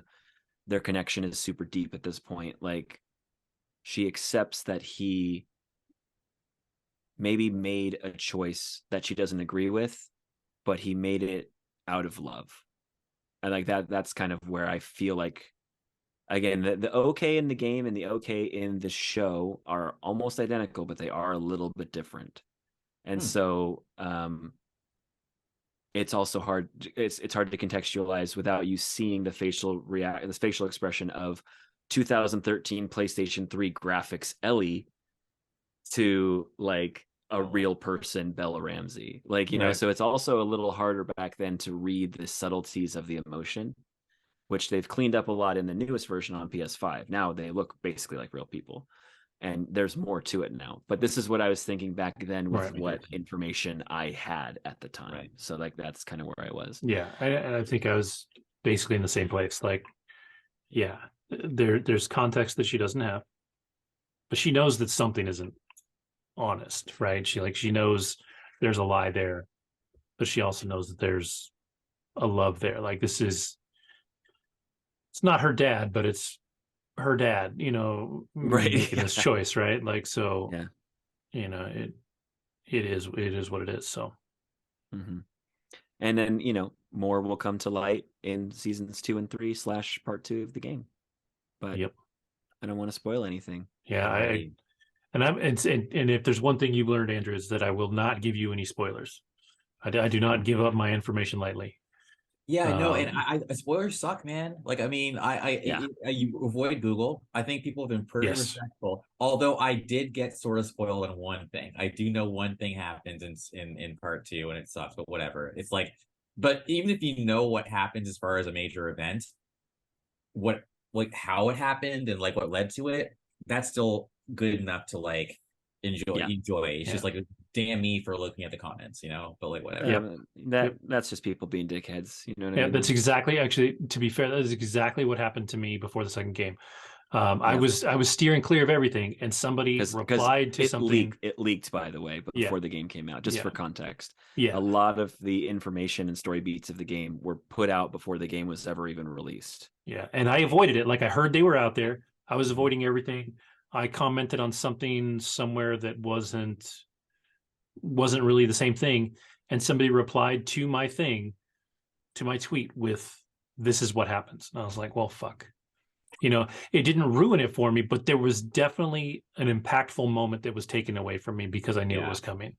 It might be the same thing that I saw. And like, it's interesting because it was a moment that I knew was coming. Like, I didn't know it was coming, but I knew it was coming. You know what I mean? Like, I knew it was going to happen, but then to just be spoon fed it, I was like, fuck, okay. Yeah. So it was a bummer. But yeah, I'm excited for you guys to watch season 2. I'm super bummed that you guys have to, well, you know what? Fuck you guys. You only have to wait like a year and a half. We had to wait almost a decade. So Yeah, 2018, is that right? yeah, I think so. No, 17? No, it was longer than 20 that. The reason why I said that is because 2019? Attack on Titan was 2013 and 2018 between season 1 and 2. So if it was the same, that's to me, it's hilarious. Last of Us Part 2 released on 2020, June 19th, 2020. Shit. Was it 2020? Yeah. I thought it was 2019. June 19th, I knew it was during 2020. Oh, you're right, because it was during the pandemic, because that was kind of awkward. Really, Yeah. It's basically about a pandemic. Yeah. Yeah. That's right. Okay. Nice. I was down in SoCal when that came out. Yeah. So cool. Well, this was before we finish the episode, there's one non-related thing. 3 hours. This is not I can't feel the my biggest face. stretch for us. One thing that I forgot to do at the beginning and I would like to do at the end is just this week we lost Lance Reddick, who I think is a fantastic actor. And Alex, I know you played the Horizon games and were a fan of, correct? Oh yeah. Yeah. And Destiny. He's Destiny. I did not play Destiny, but Destiny. he is significant character in the Horizon games. Love him there. Fringe is one of my favorite shows of all time. He's a major character in that. John Wick, he's a big deal. So, it sucks to lose somebody at 60 years old. At this point, that's not that much older than me. Fuck. Stay with us, man. Stay with us. Yeah, I'm trying. I'm doing my best. I got kids. I'm not going to make it. So yeah, I just wanted to throw that out there that he will definitely be missed. He's been a huge part of my life in the entertainment world. So just want to throw that up before we finish. And now that we've ended on an even more dour note than The Last of Us, didn't think it was possible. Trust me, I can ruin anything. But I just want to say thank you, Alex, for coming. Like having this insight, this knowledge, this other person that has felt this way, the same as I have for almost a decade. For a decade. Yeah, is why do we do this to ourselves? That's we're idiots. Has been awesome. So definitely the door is always open to record at the same time. If you have any Saturday free, by all means message me and say, hey, I want to come be the coolest part of your show, and we'll make it happen. That's definitely not the case, but I appreciate that. Yeah. Yeah, man, it was awesome to come back. It felt like old times. It was awesome to meet you, Andrew. Super fun. And yeah, I mean, like I said, my watch list has been pretty sparse lately, but if anything major comes out and I'm able to see it quick enough, then maybe I'll try to pop in and talk about it a little bit. But yeah, if you want me for anything too, like I'll reach out. Just holler, and if I have seen it, I'll try to get here. Yeah, I mean, that's all I can say. But it was super fun. Thanks for having me. I will talk about The Last of Us literally forever. So if you ever want to talk about The Last of Us again, for sure, I'm back. Like no hesitation. I'll literally quit my job. But but yeah, otherwise it's been a pleasure. Yeah. And keep chugging along, man. I love that you're keeping All Pop alive. It's still, in my opinion, one of the best podcast names ever, and that was on you. You came up with it, so that's great. It's your baby. You have the name. So yeah, you just, and then if I ever get the other thing off the ground, the podcast with let me know. I will gladly push your guys' show. Well, no, I was going to say we could also do guest spots there if you ever want to pop in. We'll figure something out with recording wise. I don't know. Yeah, but we gotta release shit first. So one step at a time. All right. Yeah. Cool. Well, with that, for everybody watching, thank you for watching. Don't forget to like and subscribe if you haven't. Share on the Facebook, on the Twitter, on the everything that you can share it on. We appreciate it. We're ever so slowly getting just a hair bigger, and we really appreciate it. So with that, everybody have a great week, and we'll see you next time.